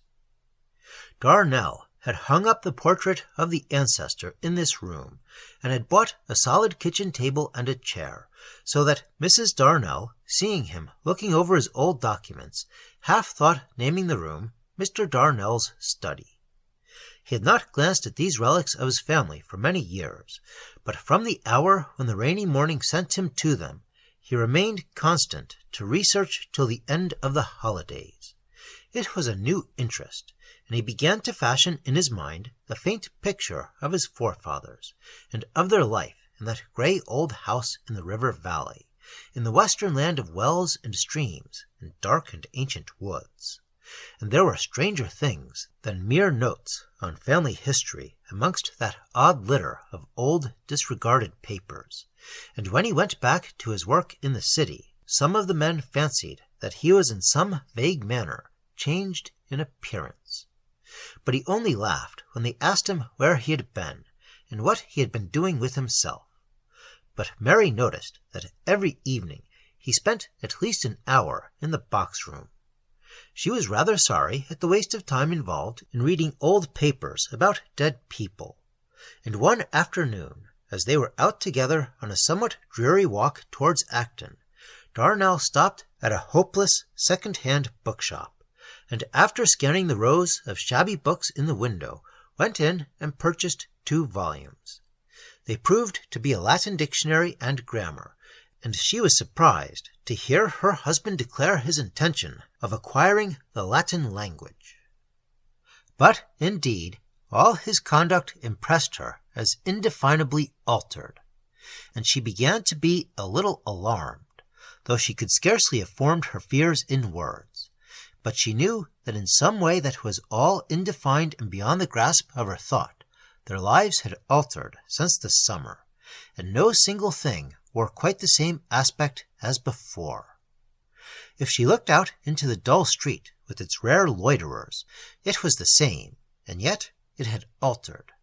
and if she opened the window in the early morning, the wind that entered came with a changed breath that spoke the same message that she could not understand. And day by day passed by in the old course, and not even the four walls were altogether familiar, and the voices of men and women sounded with strange notes, with the echo rather of a music that came over unknown hills. And day by day, as she went about her household work, passing from shop to shop in those dull streets that were a network, a fatal labyrinth of grey desolation on every side, there came to her sense half-seen images of some other world, as if she walked in a dream, and every moment must bring her to light and to awakening, when the grey should fade, and regions long desired should appear in glory. Again and again it seemed as if that which was hidden would be shown even to the sluggish testimony of sense. And as she went to and fro from street to street of that dim and weary suburb, and looked on those grey material walls, they seemed as if a light glowed behind them, and again the mystic fragrance of incense was blown to her nostrils from across the verge of that world which is not so much the impenetrable as ineffable, and to her ears came the dream of a chant that spoke of hidden choirs about all her ways. She struggled against these impressions, refusing her assent to the testimony of them, since all the pressure of credited opinion for 300 years had been directed towards stamping out real knowledge, and so effectually has this been accomplished that we can only recover the truth through much anguish. And so Mary passed the days in a strange perturbation, clinging to common things and common thoughts, as if she feared that one morning she would wake up in an unknown world to a changed life. And Edward Darnell went day by day to his labour and returned, in the evening, always with that shining of light within his eyes and upon his face, with a gaze of wonder that was greater day by day, as if for him the veil grew thin and soon would disappear. From these great matters, both in herself and in her husband, Mary shrank back, afraid, perhaps, that if she began the question, the answer might be too wonderful. She rather taught herself to be troubled over little things. She asked herself what attraction there could be in the old records over which she supposed Edward to be poring night after night in the cold room upstairs. She had glanced over the papers at Darnell's invitation, but could see little interest in them. There were one or two sketches, roughly done in pen and ink, of the old house in the west. It looked a shapeless and fantastic place, furnished with strange pillars and stranger ornaments on the projecting porch, and on one side a roof dipped down almost to the earth, and in the centre there was something that might almost be a tower, rising above the rest of the building. Then there were documents that seemed all names and dates, with here and there a coat of arms done in the margin, and she came upon a string of uncouth Welsh names, linked together by the word up in a chain that looked endless. There was a paper covered with signs and figures that meant nothing to her, and then there were the pocket-books, full of old-fashioned writing, and much of it in Latin, as her husband told her. It was a collection as void of significance as a treatise on conic sections, so far as Mary was concerned.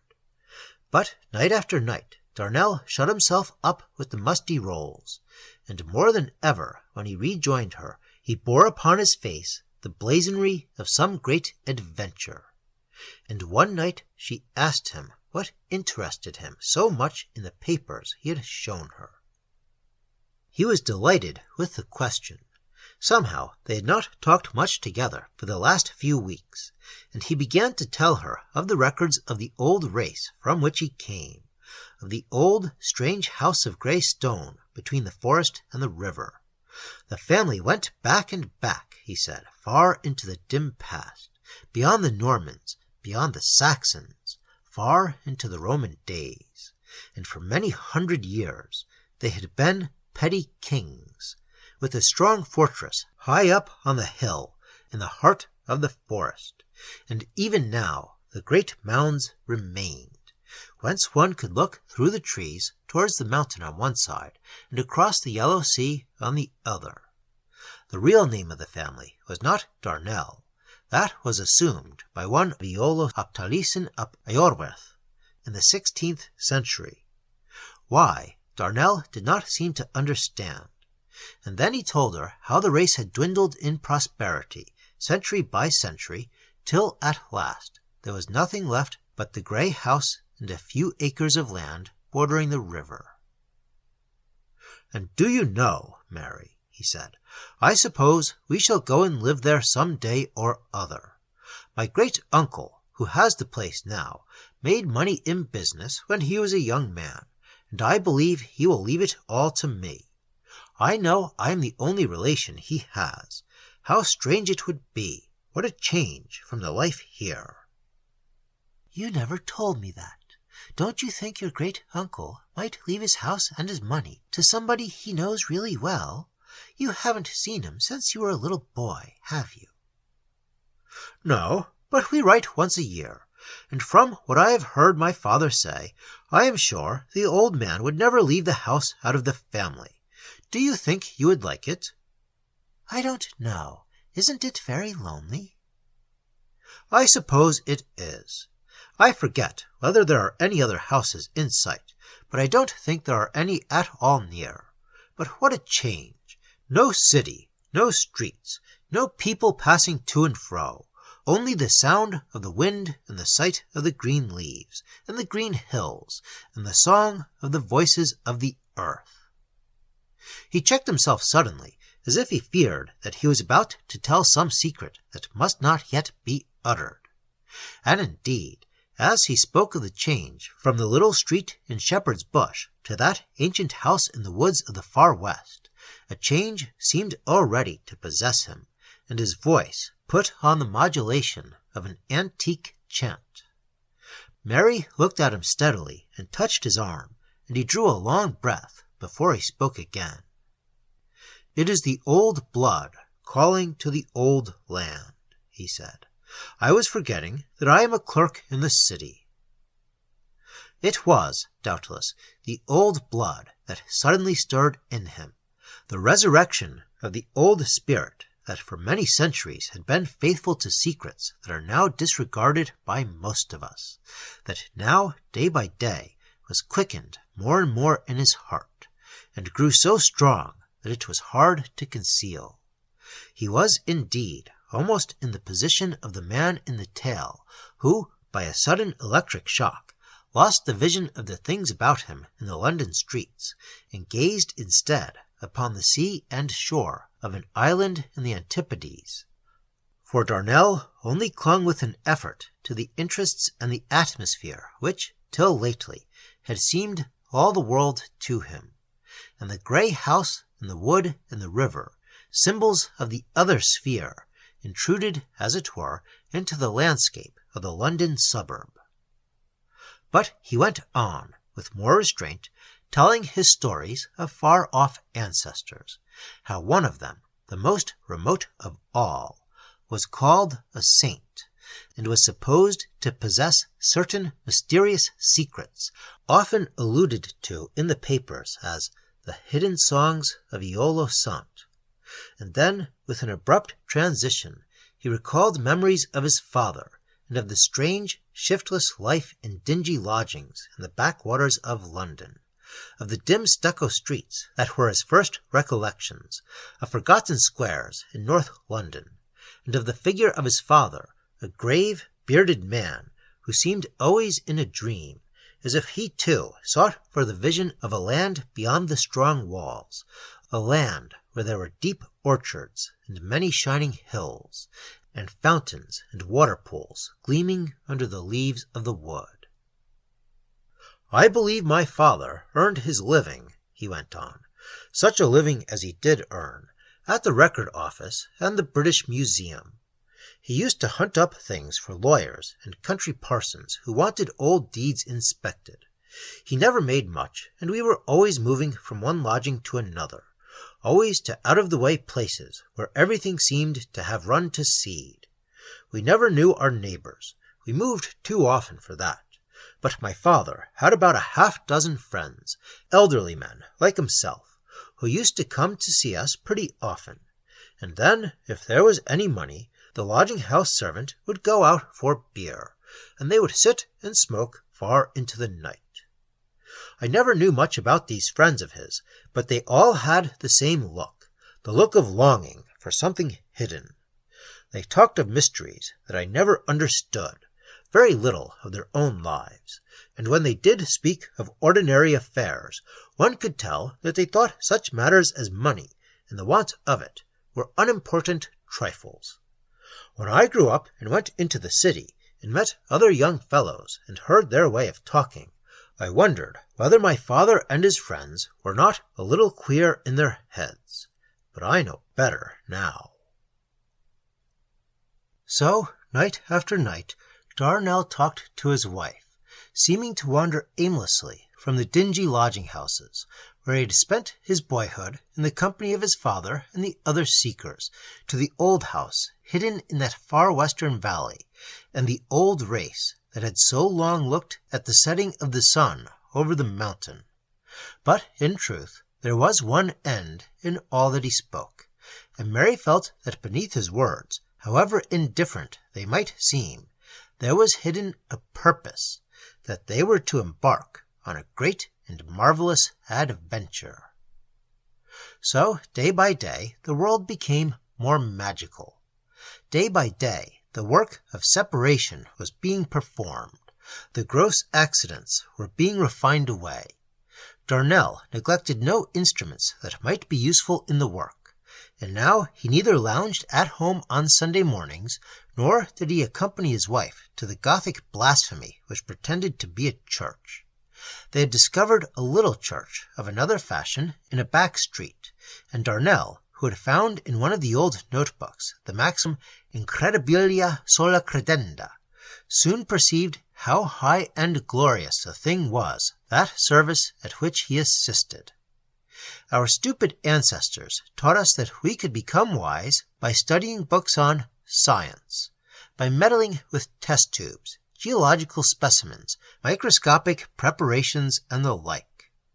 But they who have cast off these follies know that they must read not science books, but mass books, and that the soul is made wise by the contemplation of mystic ceremonies and elaborate and curious rites. In such things Darnell found a wonderful mystery language, which spoke at once more secretly and more directly than the formal creeds. And he saw that, in a sense, the whole world is but a great ceremony or sacrament, which teaches under visible forms a hidden and transcendent doctrine. It was thus that he found in the ritual of the church a perfect image of the world, an image purged, exalted, and illuminate, a holy house built up of shining and translucent stones, in which the burning torches were more significant than the wheeling stars, and the fuming incense was a more certain token than the rising of the mist. His soul went forth with the albed procession in its white and solemn order, the mystic dance that signifies rapture and a joy above all joys, and when he beheld love slain and rise again victorious, he knew that he witnessed, in a figure, the consummation of all things, the bridal of all bridals, the mystery that is beyond all mysteries, accomplished from the foundation of the world. So, day by day, the house of his life became more magical. And at the same time, he began to guess that if in the new life there are new and unheard of joys, there are also new and unheard of dangers. In his hidden manuscript books, which professed to deliver the outer sense of those mysterious hidden songs of Iolo Sant, there was a little chapter that bore the heading Von sacer non in communum usum convertendus est, and by diligence, with much use of the grammar and dictionary, Darnell was able to construe the by no means complex Latin of his ancestor. The special book which contained the chapter in question was one of the most singular in the collection, since it bore the title Terra de Iolo, and on the surface, with an ingenious concealment of its real symbolism, it affected to give an account of the orchards, fields, woods, roads, tenements, and waterways in the possession of Darnell's ancestors. Here, then, he read of the Holy Well, hidden in the Wistman's woods, Silva Sapientum, a fountain of abundant water, which no heats of summer can ever dry, which no flood can ever defile, which is as a water of life to them that thirst for life, a stream of cleansing to them that would be pure, and a medicine of such healing virtue that by it, through the might of God and the intercession of his saints, the most grievous wounds are made whole. But the water of this well was to be kept sacred perpetually. It was not to be used for any common purpose, nor to satisfy any bodily thirst, but ever to be esteemed as holy, even as the water which the priest hath hallowed. And in the margin, a comment in a later hand taught Darnell something of the meaning of these prohibitions. He was warned not to use the well of life as a mere luxury of mortal life, as a new sensation, as a means of making the insipid cup of everyday existence more palatable. For, said the commenter, we are not called to sit as the spectators in a theatre, there to watch the play performed before us, but we are rather summoned to stand in the very scene itself, and there fervently to enact our parts in a great and wonderful mystery. Darnell could quite understand the temptation that was thus indicated. Though he had gone but a little way on the path, and had barely tested the overrunnings of that mystic well, he was already aware of the enchantment that was transmuting all the world about him, informing his life with a strange significance and romance. London seemed a city of the Arabian Nights, and its labyrinths of streets an enchanted maze. Its long avenues of lighted lamps were as starry systems, and its immensity became for him an image of the endless universe. He could well imagine how pleasant it might be to linger in such a world as this, to sit apart and dream, beholding the strange pageant played before him. But the sacred well was not for common use. It was for the cleansing of the soul and the healing of the grievous wounds of the spirit. There must be yet another transformation. London had become Baghdad. It must at last be transmuted to Sion, or, in the phrase of one of his old documents, the city of the cup. And there were yet darker perils, which the Iolo manuscripts, as his father had named the collection, hinted at more or less obscurely. There were suggestions of an awful region which the soul might enter, of a transmutation that was unto death, of evocations which could summon the utmost forces of evil from their dark places. In a word, of that sphere which is represented to most of us under the crude and somewhat childish symbolism of black magic. And here again he was not altogether without a dim comprehension of what was meant. He found himself recalling an odd incident that had happened long ago, which had remained all the years in his mind unheeded, amongst the many insignificant recollections of his childhood, and now rose before him, clear and distinct, and full of meaning. It was on that memorable visit to the old house in the West, and the whole scene returned, with its smallest events, and the voices seemed to sound in his ears. It was a grey, still day of heavy heat that he remembered.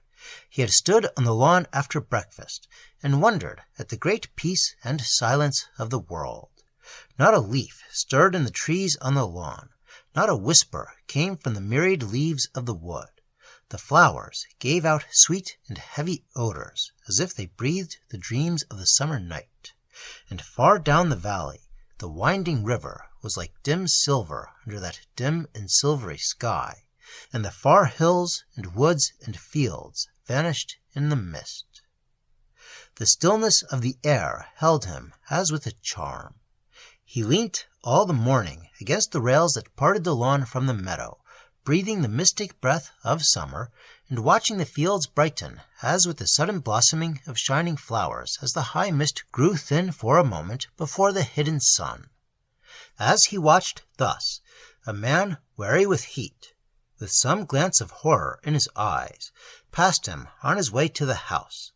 But he stayed at his post till the old bell in the turret rang, and they dined all together, masters and servants, in the dark, cool room that looked toward the still leaves of the wood. He could see that his uncle was upset about something, and when they finished dinner, he heard him tell his father that there was trouble at a farm, and it was settled that they should all drive over in the afternoon to some place with a strange name. But when the time came, Mr. Darnell was too deep in old books and tobacco smoke to be stirred from his corner, and Edward and his uncle went alone in the dog-cart. They drove swiftly down the narrow lane into the road that followed the winding river, and crossed the bridge at Caermain, by the mouldering Roman walls, and then, skirting the deserted, echoing village, they came out on a broad white turnpike road, and the limestone dust followed them like a cloud. Then, suddenly, they turned to the north by such a road as Edward had never seen before. It was so narrow that there was barely room for a cart to pass, and the footway was of rock, and the banks rose high above them as they slowly climbed the long steep way, and the untrimmed hedges on either side shut out the light. And the ferns grew thick and green upon the banks, and hidden wells dripped down upon them. And the old man told him how the lane in winter was a torrent of swirling water, so that no one could pass by it. On they went, ascending and then again descending, always in that deep hollow under the wild woven boughs, and the boy wondered vainly what the country was like on either side. And now the air grew darker, and the hedge on one bank was but the verge of a dark and rustling wood, and the grey limestone rocks had changed to dark red earth, flecked with green patches and veins of marl, and suddenly, in the stillness from the depth of the wood, a bird began to sing a melody that charmed the heart into another world, that sang to the child's soul of the blessed fairy realm beyond the woods of the earth, where the wounds of man are healed. And so, at last, after many turnings and windings, they came to a high bare land, where the lane broadened out into a kind of common, and along the edge of this place there were scattered 3 or 4 old cottages, and one of them was a little tavern. Here they stopped, and a man came out and tethered the tired horse to a post and gave him water. And old Mr. Darnell took the child's hand and led him by a path across the fields. The boy could see the country now, but it was all a strange, undiscovered land. They were in the heart of a wilderness of hills and valleys that he had never looked upon, and they were going down a wild, steep hillside, where the narrow path wound in and out amidst gorse and towering bracken, and the sun gleaming out for a moment. There was a gleam of white water far below in the narrow valley, where a little brook poured and rippled from stone to stone. They went down the hill and through a break, and then, hidden in dark green orchards, they came upon a long, low, whitewashed house, with a stone roof strangely colored by the growth of moss and lichens. Mr. Darnell knocked at a heavy oaken door, and they came into a dim room, where but a little light entered through the thick glass in the deep-set window. There were heavy beams in the ceiling, and a great fireplace sent out an odor of burning wood that Darnell never forgot, and the room seemed to him full of women who talked all together in frightened tones. Mr. Darnell beckoned to a tall, grey old man who wore corduroy knee-breeches, and the boy, sitting on a high straight-backed chair, could see the old man and his uncle passing to and fro across the window-panes as they walked together on the garden path. The women stopped their talk for a moment, and one of them brought him a glass of milk and an apple from some cold inner chamber. And then, suddenly, from a room above, there rang out a shrill and terrible shriek. And then, in a young girl's voice, a more terrible song. It was not like anything the child had ever heard, but as the man recalled it to his memory, he knew to what song it might be compared. To a certain chant, indeed, that summons the angels and archangels to assist in the great sacrifice. But as this song chants of the heavenly army, so did that seem to summon all the hierarchy of evil, the hosts of Lilith and Samael. And the words that rang out with such awful modulations, Noemata inferorum, were in some unknown tongue that few men have ever heard on earth. The women glared at one another with horror in their eyes, and he saw one or two of the oldest of them clumsily make an old sign upon their breasts. Then they began to speak again, and he remembered fragments of their talk. "She has been up there," said one, pointing vaguely over her shoulder. "She'd never know the way," answered another. "They be all gone that went there." "There be not there in these days." "How can you tell that, Gwenllian? 'Tis not for us to say that." "My great-grandmother did know some that had been there," said a very old woman. "She told me how they was taken afterwards." And then his uncle appeared at the door, and they went their way as they had come. Edward Darnell never heard any more of it, nor whether the girl died or recovered from her strange attack. But the scene had haunted his mind in boyhood, and now the recollection of it came to him with a certain note of warning, as a symbol of dangers that might be in the way. It would be impossible to carry on the history of Edward Darnell and of Mary, his wife, to a greater length, since from this point their legend is full of impossible events, and seems to put on the semblance of the stories of the Grail. It is certain, indeed, that in this world they changed their lives, like King Arthur, but this is a work in which no chronicler has cared to describe with any amplitude of detail. Darnell, it is true, made a little book, partly consisting of queer verse which might have been written by an inspired infant, and partly made up of notes and exclamations in an odd dog Latin which he had picked up from the Iolo manuscripts. But it is to be feared that this work, even if published in its entirety, would cast but little light on a perplexing story. He called this piece of literature In Exitu Israel, and wrote on the title page the motto, doubtless of his own composition, Nunc certe scio quod omnia legenda, omnis historiae, omnis fabulae, omnis scriptore, sint de memoria narrata. It is only too evident that his Latin was not learnt at the feet of Cicero, but in this dialect he relates the great history of the new life, as it was manifested to him. The poems are even stranger. One headed with an odd reminiscence of old-fashioned books. Lines written on looking down from a height in London on a board school suddenly lit up by the sun, begins thus. One day, when I was all alone, I found a wondrous little stone. It lay forgotten on the road, far from the ways of man's abode. When on this stone mine eyes I cast, I saw my treasure found at last.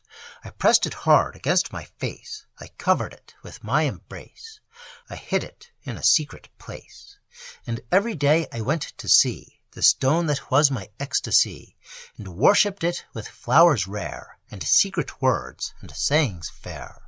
O stone so rare, and red, and wise, O fragment of far paradise, O star whose light is life, O sea, whose ocean is infinity, thou art a fire that ever burns, and all the world to wonder turns, and all the dust of the dull day by thee is changed and purged away, so that where'er I look I see a world of a great majesty. The sullen river rolls all gold, the desert parks a fairy wold. When on the trees the wind is born, I hear the sound of Arthur's horn.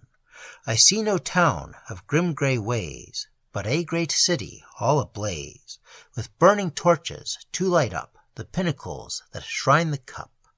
Ever the magic wine is poured, ever the feast shines on the board, ever the song is borne on high that chants the holy magistri, etc., etc., etc. From such documents as these, it is clearly impossible to gather any very definite information. But on the last page, Darnell has written, "So I awoke from a dream of a London suburb, of daily labor, of weary, useless little things. And as my eyes were opened, I saw that I was in an ancient wood, where a clear well rose into a grey film, and vapor beneath a misty, glimmering heat. And a form came towards me from the hidden places of the wood, and my love and I were united by the well."